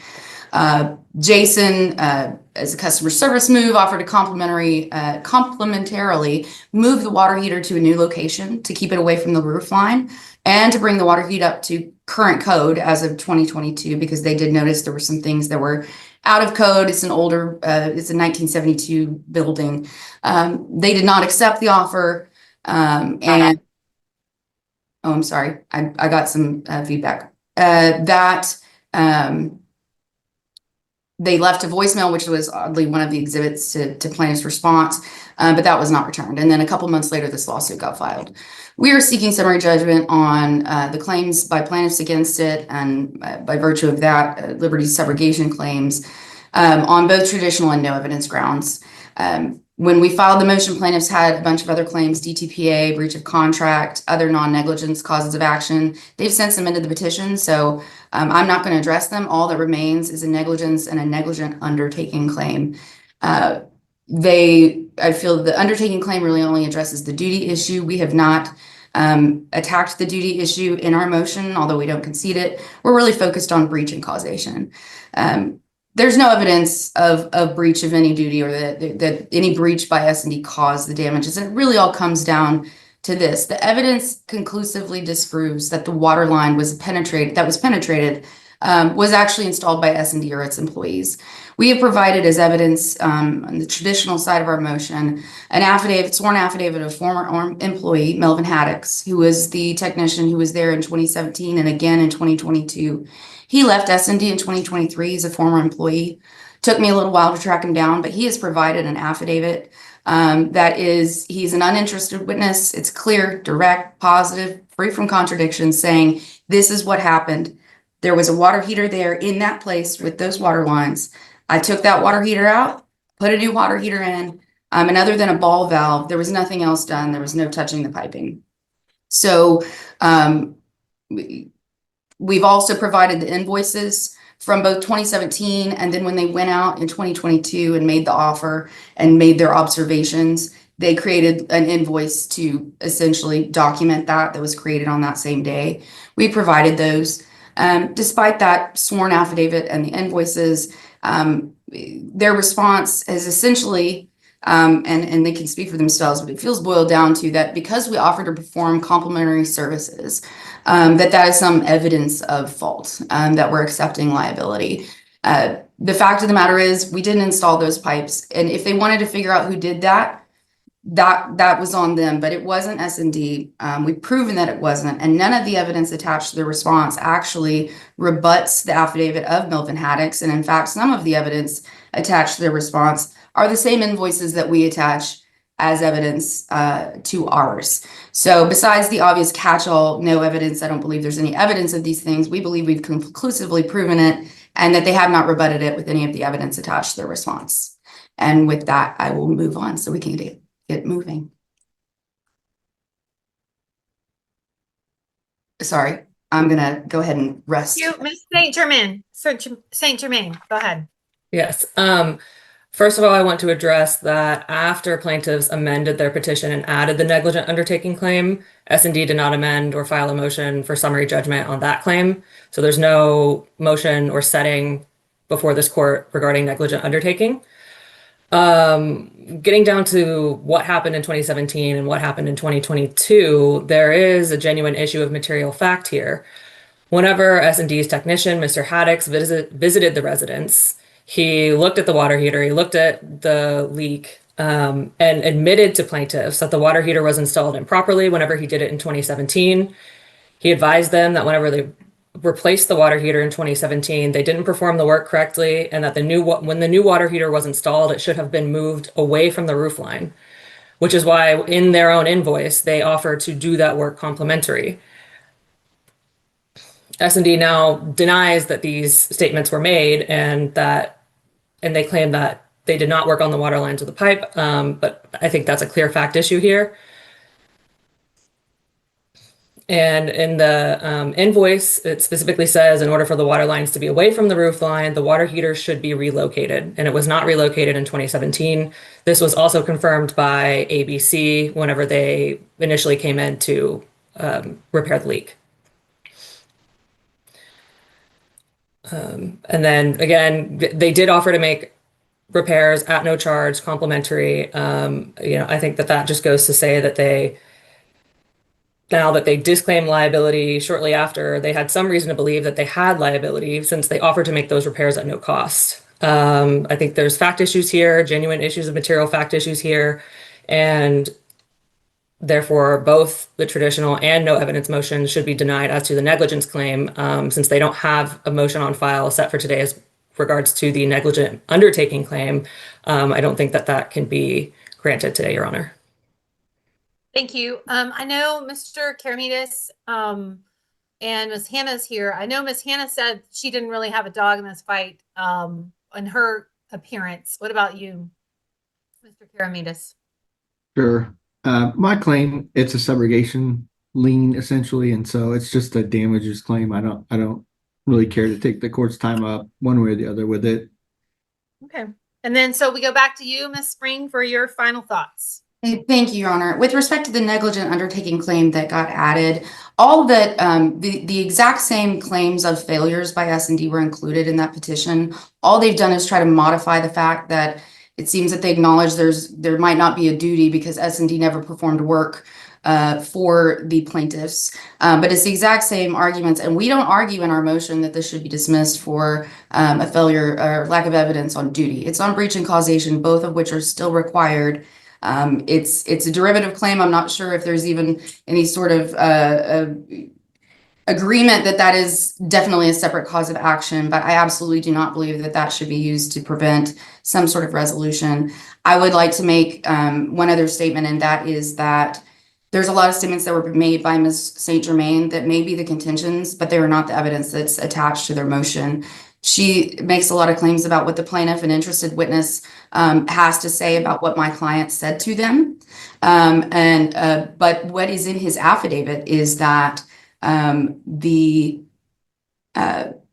says they inspected it, admitted the work performed was not up to code, which in the invoice, the work performed being they said that the heater was not up to code, offered to repair it and make all necessary adjustments. As far as saying things like, admitted that he should have moved it back when he installed the replacement water heater isn't in evidence. That that ABC said that they should have moved it, that's also not in evidence. So as far as the arguments that are being made here versus the actual evidence that's attached, even though it is a self-interested affidavit that I think contains a lot of conclusory statements, it's not even in there. And so I would just urge the court to not consider argument, but obviously the court knows that. So I would ask that at the very least it be taken under advisement so you can review the actual evidence attached. That's what I will do. Y'all were way under time. Good job. I mean, it left me a lot of work to do, but that's usually how it is. So I'm going to take it under advisement. I will let you know if you get me the best way to get them to me, though I'm actually going to do this in court with everyone. Ms. Racanelli, I really don't want you to move any of this stuff out of our box right now. I need to keep it all because there's so much here today. Please don't move it. Please keep it there. But the best way for you all, Spring and St. Germain, to get me proposed orders is to send them to my email. That's 201.submission@traviscountytx.gov. Sometimes Ms. Racanelli, because she's very type A, she moves our stuff out of the box very quickly. And so if I don't go in there and get your proposed order like today, they will often disappear. You just heard me ask her to keep them there, but the best way that I can control it is through my own email. In that submission email, send me your proposed order granting, send me your proposed order denying, and I will take it under advisement and I will let you know. And Judge, was that traviscountytx.com or gov? .gov. Sorry, did I say .com? No, I think you did. I didn't catch it. Thank you. It's .gov. And then Frenchie posted it also. Okay. Thank you so much. All right. Thank you. Y'all are excused. Thank you. Okay. So I see that Mr. Smith has shown up. Mr. Smith, we took up your motion already, and I denied it without prejudice to it being granted by the trial judge. You weren't here. I think that's what I would have done anyway. Mr. Sigmund and I didn't know where you were, and that was how we proceeded. Judge, I apologize. Apparently the original court link was added to my calendar, and we just realized after me waiting for that court to come in, which obviously it was never going to, that we were on the wrong one. So yeah, I'm sorry about that. That was just a problem on our end. I totally understand it. I totally understand it. What I'm telling you I did is probably what I usually leave bifurcations to the trial judge anyway. And so I denied your motion, but I denied it and said this is a trial judge issue, and the trial judge has complete and total discretion about the bifurcation question. So if it's compulsory, like you're saying, they're going to grant it. If it's nuanced, like Mr. Sigmund was saying, they're going to make their own call. But it won't. It's not going. They're not going to be held to this, whatever this was today. So just so you know, that's what we did.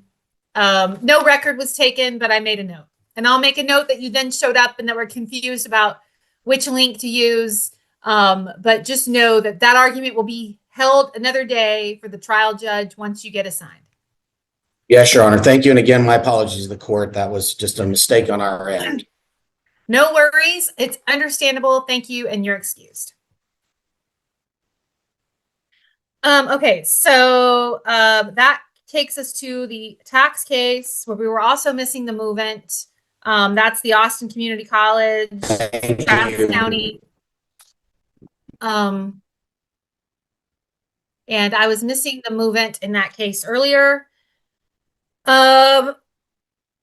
So I don't know what's going on in this case. I believe she's with us. Good afternoon, Your Honor. This is Stephanie Roman representing the movement. And I also had the same issue that the other counsel have been telling you about the Zoom. Unfortunately, the attorney ad litem and the Travis County attorney emailed me so we could get into the court. Did you not get an email directly from us then? I'm trying to figure out where the breakdown was. I got an email 2 days ago, and that's what I had. I must have had the old Zoom link on my calendar. Oh, somebody else had put the old Zoom link in, and you just went on the old Zoom. I got you. I understand. Okay. Well, so who we have here is state your name. My name is Stephanie Roman, and I represent the movement Stella Valdez, who's the daughter of the decedent, Mary Louise Valdez. Okay, we do not have a record going. Do you want a record? No, I do not. Okay. And then we have Mr. Reed, who represents, who's the attorney ad litem for some of the defendants or all of the defendants? Some of the defendants, right, Mr. Reed? It was all the defendants at one time. All of it. Okay. And then we have Mr. Gutierrez is here for Travis County. Do I have anybody else here for anybody else involved? No, Your Honor. Okay. All right. So go ahead. Tell me what you're asking to do. What I'm asking for is the release of 83% of the excess proceeds that are held in the registry of the court to my client, Stella Valdez. I've had an opportunity prior to this motion to talk to Shelby Reed, the attorney ad litem, in addition to Javier Gutierrez, the Travis County attorney, and they are all in agreement with the release and the percentage of the 83%. I'd be happy to walk through the facts, but since we're all in So have you put the order up in the box? I want to look at it and I want to see it. Have you put the order that you want me to sign in box? I'm asking you. How can I see the order that you want me to sign? I think it's filed in the records. I don't know how to do that. I'm not computer savvy. No, I have the file. So let me look in the file and see if you attached it to something. Hold on. Okay. I'm going to ask you to send it to me by email, but I want to see if I can see it, just because to answer the question, if I have any questions, I have to at least see and be able to understand what it is you want me to do. So hold on. Is this the amended petition for disbursement of excess proceeds? Yes, Your Honor. Got it. And so you represent Stella Louise Valdez. Yes. You're saying you're entitled to 83.4%. Yes, Your Honor. And then Mr. Reed, you represent the other individuals as an attorney ad litem? That's correct, Your Honor. And at one point, Ms. Valdez too, but then after it was sold, Ms. Valdez, we were able to get in contact with Ms. Valdez. What all have you done as an attorney ad litem? As far as identifying all the, so there's a report on file with the court, which I know Your Honor probably didn't have from our hearing. It's probably about 9-10 months ago. And more or less, I did the things I usually do. I went through all the property records. The city, the tax authority, provides me with their title report. And so this has been going on for about 2 or 3 years. So I think it was like 2022 when I first did all the work and went through.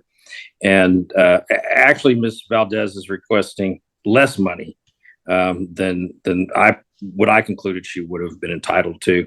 There's apparently a deed back from 1955 that looked like it conveyed all of the property to Ms.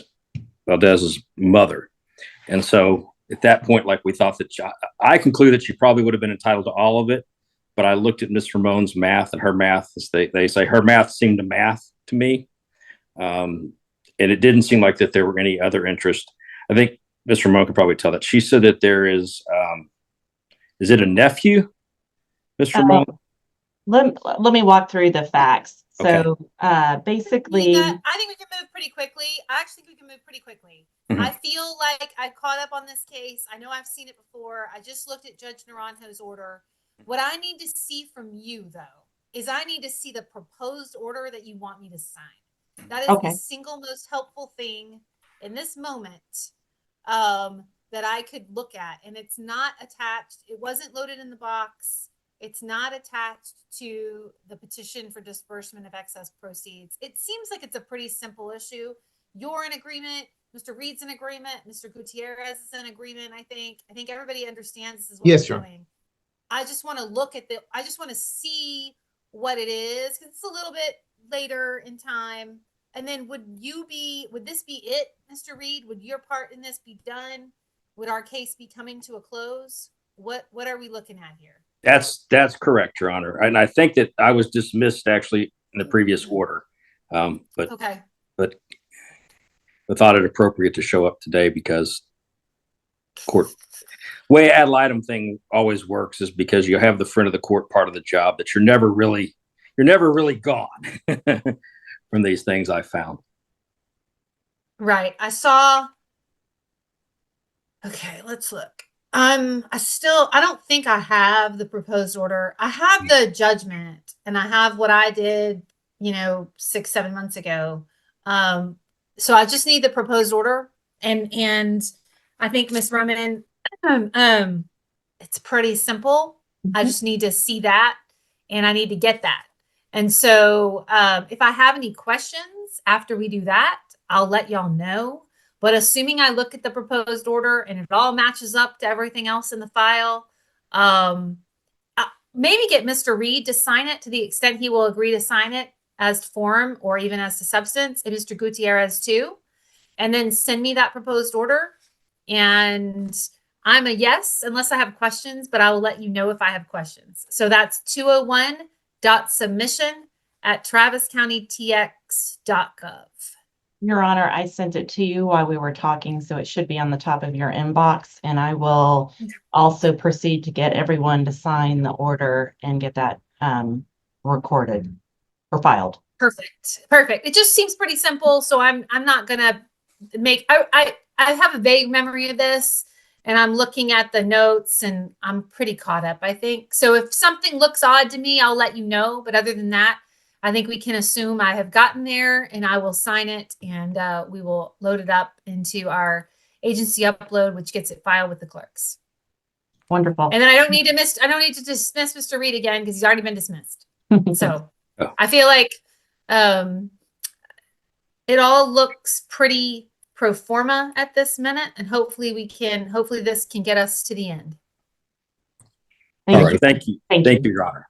Thank you. All right. Thank y'all. All right, that takes us to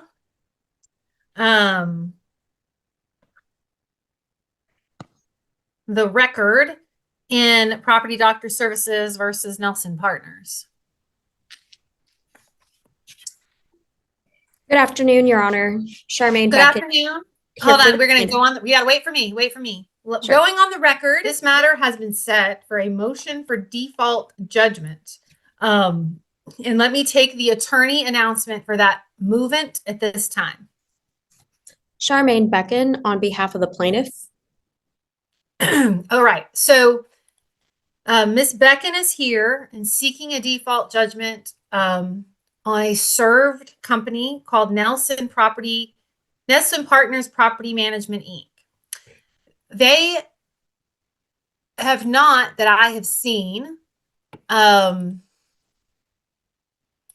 entered an official answer in the case, but we have had an individual show up at our remote docket and wishes to be heard.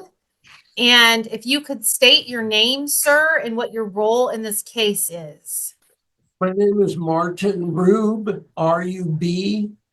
I'm a retired attorney and I'm paralegal for Nelson Partners Property Management. And if I can make a quick statement on that, we've been in bankruptcy and we've also had a receiver appointed, and all of that ended on April 26. We were not allowed to file any litigation responses or lawsuits without the approval of the receiver from New York, which he did not give us. So we're ready to go, but hopefully we can settle this matter. Okay, so it's odd because I was just saying that in the state of Texas, the business code, the rules of civil procedure don't allow a non-attorney to speak on behalf of a corporation. Right. So this is strange, Ms. Beckett, because honestly, you want a default judgment. You don't want a judgment where I'm hearing the law and making a substantive ruling. You want to default them. And what he is saying adds a lot of complexity to what's going on here. I know you want me to just grant this, but if it's accurate that this was a company in bankruptcy until 2 weeks ago or 1 week ago, and there's a receiver appointed in New York, you might need to investigate this a little further. But I'm going to let you lay out what it is you're trying to do. But if this is a company that truly was in bankruptcy until until a week ago, and a receiver is appointed in New York, I have my doubts about whether or not a motion for a default judgment will be appropriate in this instance. But because then all I'm going to do today is buy myself a problem that I have to deal with on the motion for new trial. Like, that's all I'm doing. You're just adding work to my life. So explain to me why you're wanting this motion for default judgment and why you're entitled to one. Go ahead. Right. So, Your Honor, this case was filed July 1st, 2024. We are seeking liquidated damages in the amount of $30,492.92.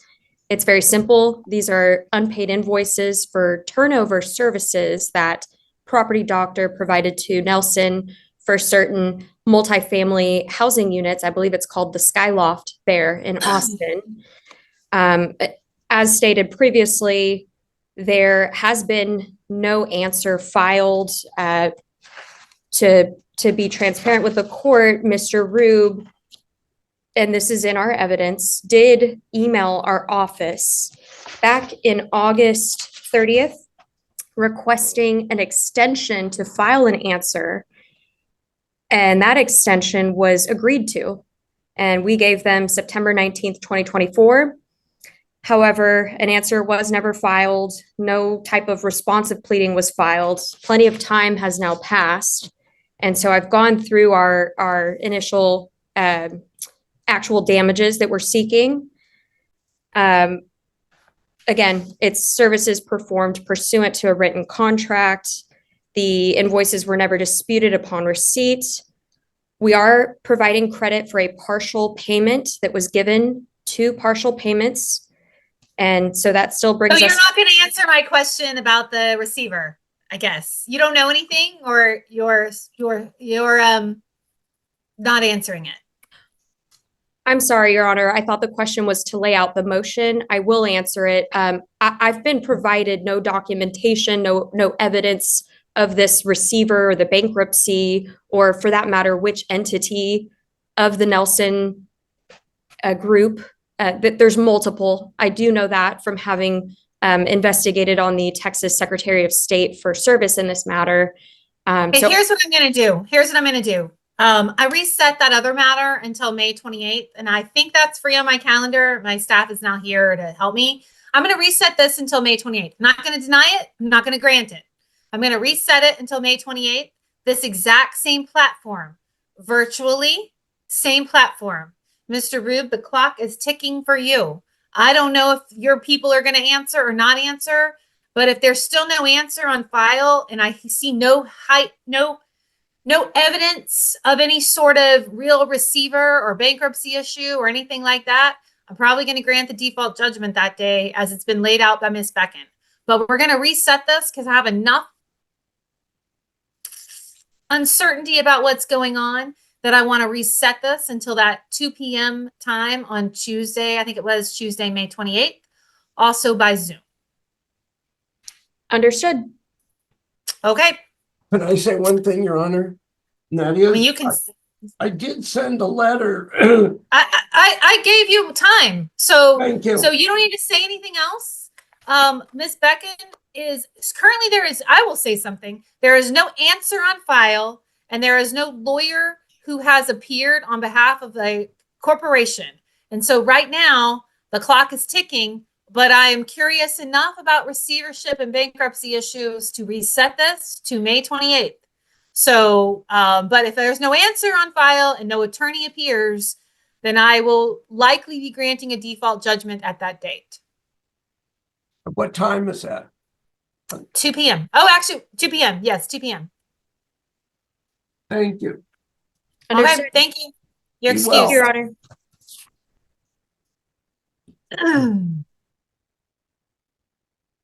Okay, then that takes me to the last case, which was another summary judgment. And remind me who's who on this one again. This is Cody Garza. I represent the plaintiffs. Got And it. Shantae Collins representing the defendants. You may proceed on your motion. Thank you, Judge. We do have two motions for summary judgment and then the motion for continuance. Did you have a preference on order? Is the continuance motion, what is the motion for continuance of? The summary judgment? No. It's a motion for continuance of the trial setting. Okay. So are y'all set on would y'all be set tomorrow? But We you're are here set today tomorrow, instead? Judge. I see. Ooh.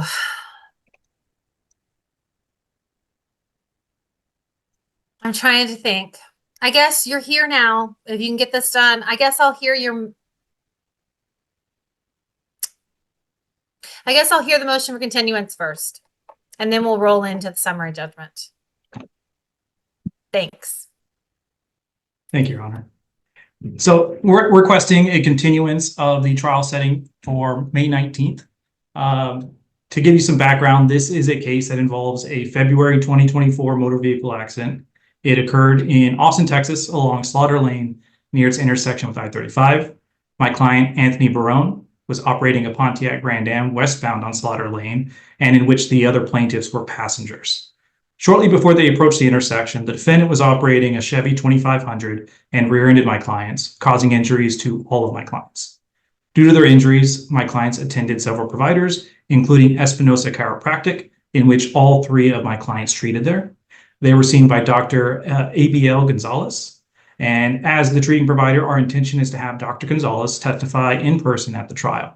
However, Dr. Gonzalez has expressed that he will not be able to attend due to his wife's pregnancy. My clients have also received imaging and pain management treatment, so Dr. Gonzalez would be in the best position to testify about their injuries, treatment, and the reasonableness of his billing practices. A scheduling order was never entered in this case, but the trial has been set. To date, the defense has produced controverting affidavits regarding my client's bills with Espinosa Chiropractic. So for that reason, we're requesting a continuance for a handful of reasons. First, we would like to have the trial set at a time when Dr. Gonzalez can appear in person and not be distracted by the birth of his child. My client should be entitled to have a full hearing of their case. They have the burden of proof, and there's no substitute for live in-person testimony. Furthermore, the defense will be offering expert opinion about my client's bills at Espinosa and at a pain management facility. Such opinions call into question Dr. Gonzalez's business practices, which we should be allowed to explain with all the force that comes with facing the jury in person.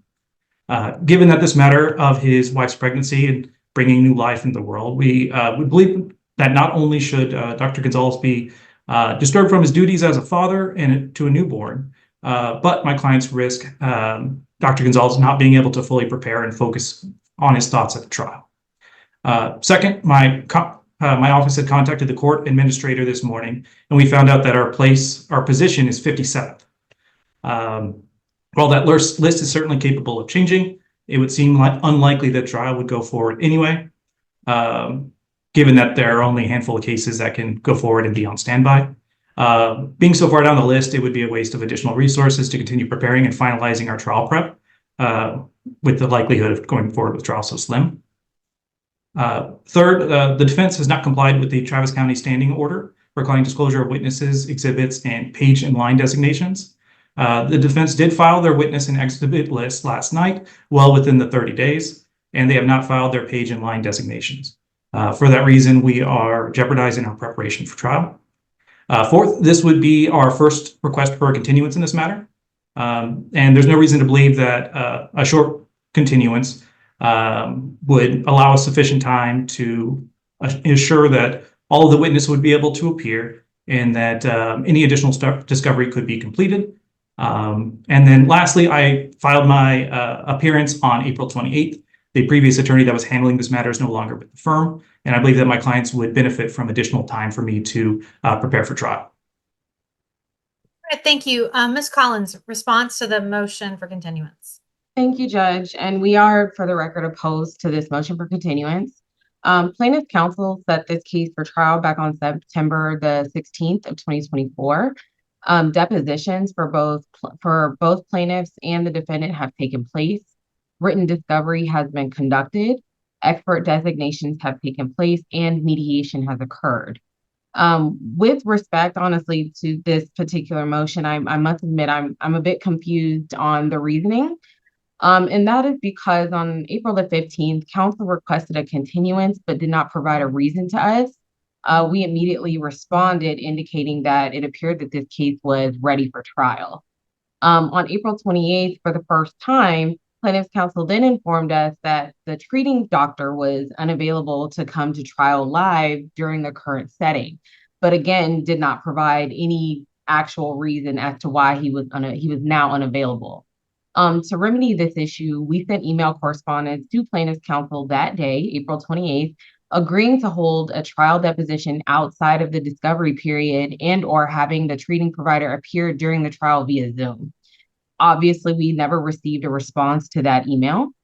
Instead, we were served with this motion in which now all of a sudden the treating physician is now indicating that his wife is scheduled to give birth around the time of the trial. We don't know the date of that, of course.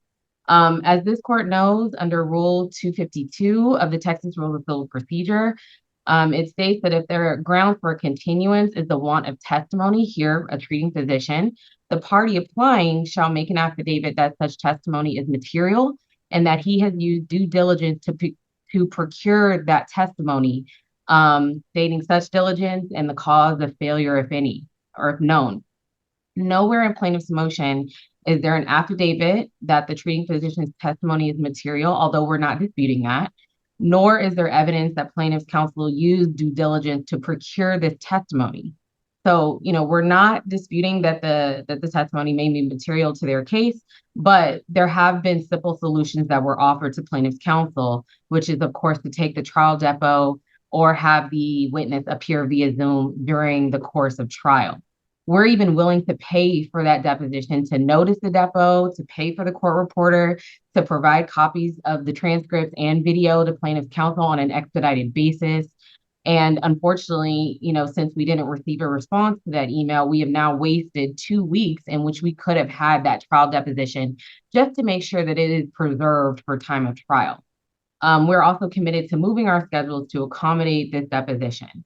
Our client is ready for trial. He wants to get this case over and done with. We have filed the necessary pretrial documents, and we are ready to put the case behind us for our client. And so we're respectfully requesting. So here's the question I deny. have for you. I assume it's your motion for summary judgment. Yes, Your Honor. We have motions for summary judgment on file. So here's the question I have. I want you to be very understanding of something. You saw my afternoon. I had 7 cases. I head into a serious trial next week. I have a lot going on. I'm going to be calling the entire docket tomorrow. You waited until the 30-minute docket a week before trial to set your summary judgment motion. And it is very difficult for me to give your summary judgment motion the time and attention that it would need for you to have a trial. I mean, for you to have me decide it before trial. I'm just going to be honest with you. I'm not going to prioritize this case as a summary judgment motion over the other cases because the setting you took today was pretty last minute. And so I think what you have to figure out before we get started, you have to understand what I just said to you, which I am very unlikely to rule on the motion for summary judgment that you are about to argue before any trial the week of May 19th. I am very unlikely, if not completely unlikely, to rule upon the motion for summary judgment that you are about to argue.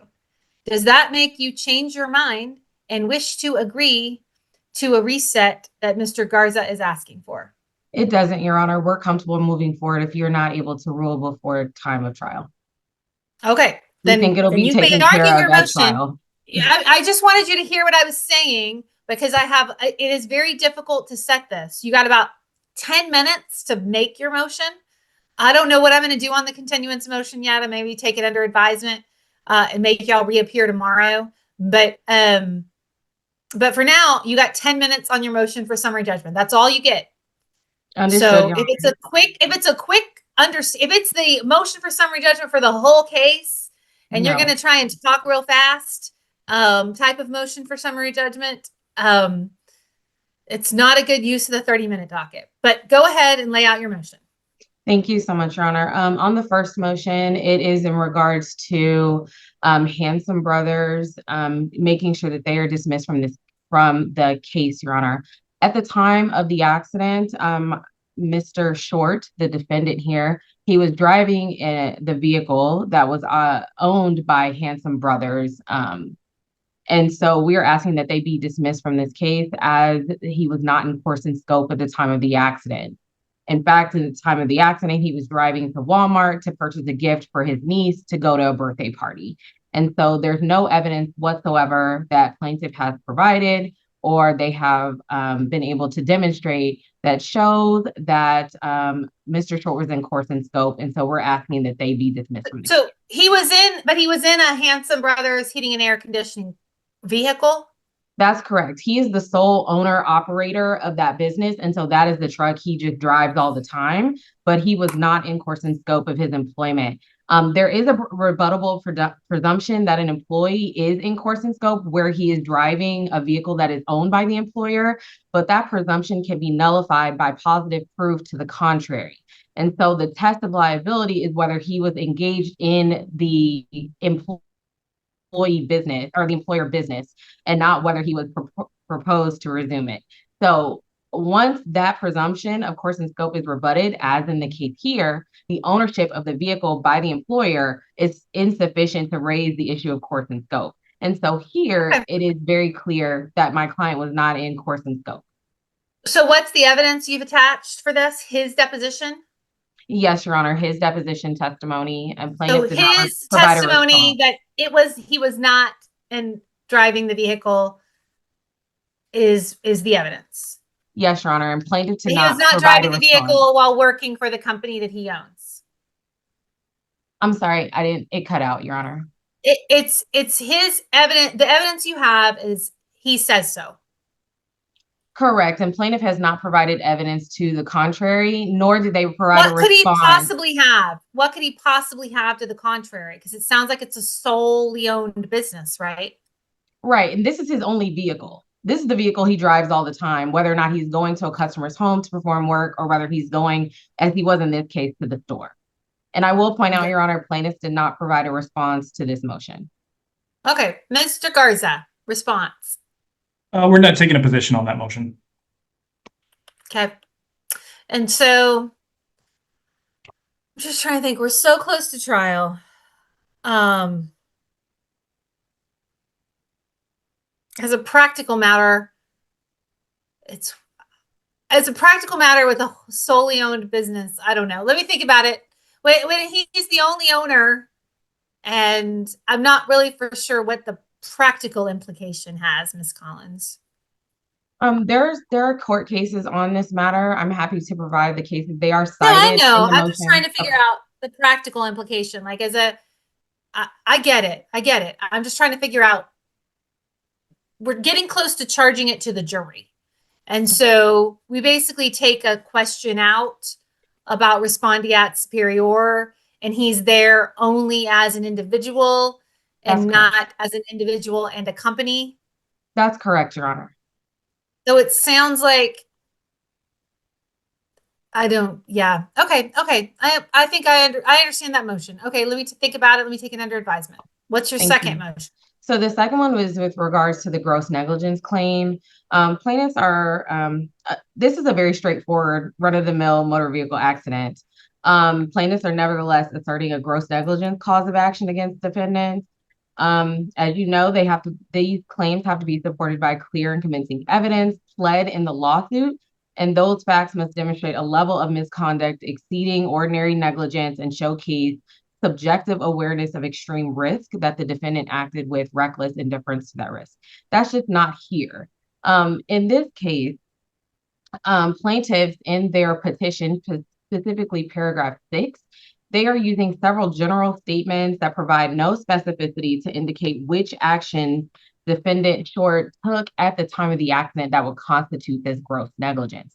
In fact, the only thing they reference in that particular paragraph is the fact, and I use that term loosely, is that Mr. Short apparently fled from the scene of the accident, which is simply not true, as evidenced by photos taken at both the accident scene and the location where the defendant and plaintiff exchanged insurance information.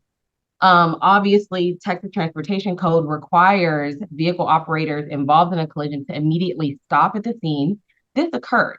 And we know this occurred because there are photos that my client took and that the plaintiff took from the actual scene of the accident in the middle of the road in this busy intersection. So they moved their vehicle to a safe location where they could exchange information without being in the danger of the other traffic at this heavily populated area at Slaughter and I-35. This is shown in exhibit number 5, all of the photos showing the accident scene, as well as the parking lot where they exchanged information. The assertion that our client fled the scene is simply false. Notably, even if this were true, the fleeing of the scene occurred after the subject accident and therefore has no bearing on the accident itself.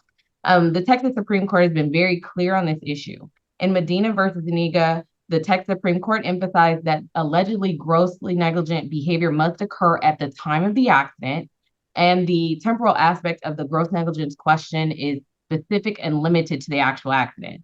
So the plaintiffs have to show why fleeing the scene, which didn't happen, was specifically extremely dangerous that day and how the defendant contemplated and ignored that substantial risk.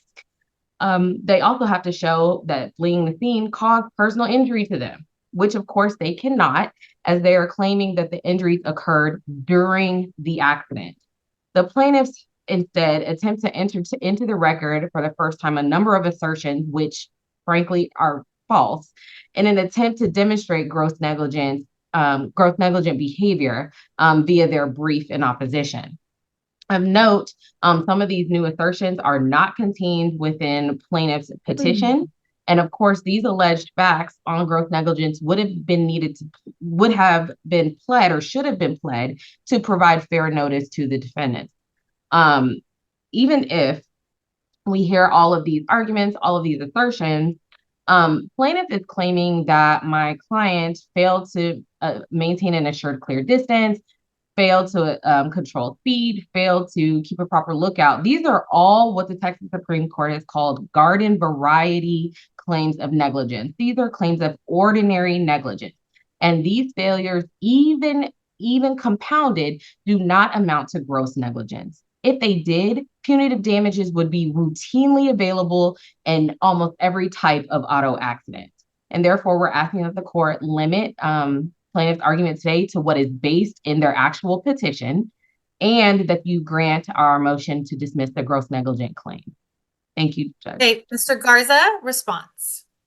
So this is not a run-of-the-mill accident, Your Honor. The defendant testified during his deposition that he witnessed my client's blinker, and instead of slowing down to allow him space, instead he accelerated which eventually resulted in the collision with my client's vehicle. Furthermore, what happened is after that collision, the defendant struck and continued to rev his engine and push my client into the far right lane, or at least attempted to push him into the far right lane, sliding my client's vehicle down the roadway. The exact distance was not specified in the record, but that is something that my clients would testify to. Furthermore, my client had indicated to the defendant to pull over into the nearby parking lot and proceeded to turn right to get into that parking lot. I believe it's at Circle K. And instead, the defendant sped off, almost striking 2 vehicles on the way. Furthermore, it wasn't until much later that my client then confronted the defendant in a Walmart parking lot. where the defendant proceeded to call my client a dirty little Mexican. Now, based on leaving the scene by that Texas code, it does require the defendant or the parties to stop immediately at the scene, render aid, and exchange insurance information. That clearly wasn't done, which the defendant did admit to during his deposition. Furthermore, he also admitted that he had no intention of contacting the police about the accident. He made no effort to ensure that my client was actually following him or there was any communication done. Furthermore, although there was statements about what was actually pled in the petition, all of this was stated in my client's deposition, all of these allegations that my client has stated. So based on the circumstances that we have here, my clients are able to testify regarding the circumstances surrounding the accident that shows that there was an objective and subjective triggering for the punitive damages that should be allowed to proceed forward for a jury to consider. There is, based on what my client has stated, that there seems to be from the defendant an extreme degree of risk to my clients, as well as what seems to be an intentional disregard of their welfare and safety. So for those reasons, we believe that there is a genuine issue of material fact, and my clients are able to allege a scintilla of evidence to defeat these motions for summary judgment based on the gross negligence claim. Okay, let me think about all of this. Y'all are still going to appear tomorrow. Your line number is not that bad, Mr. Garza. You're kind of right in the firing line. I think you're going to probably get reached because you're sixth on the list. The letter I sent out the other day really kind of tells you where you are. So it's not a bad line number at all in terms of a realistically being reached. But the issue with the doctor and the issue with you just getting on the case, I guess, we'll think about it.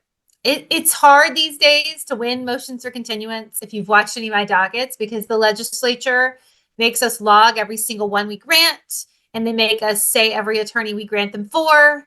And it's quite a bit of work. So I'll see y'all tomorrow. I'm not going to say it's a no, but we might be marching toward trial if at all possible. We can also make a lot of, I will say this, Ms. Collins, I'm going to think about it, and Mr. Garza is going to think about what he says, because if it really is that this, if we go and then it really is this woman has her baby and the doctor can't appear, it may be that the trial court judge ends up continuing it after all. Like, I will say, like, we don't have the exact facts.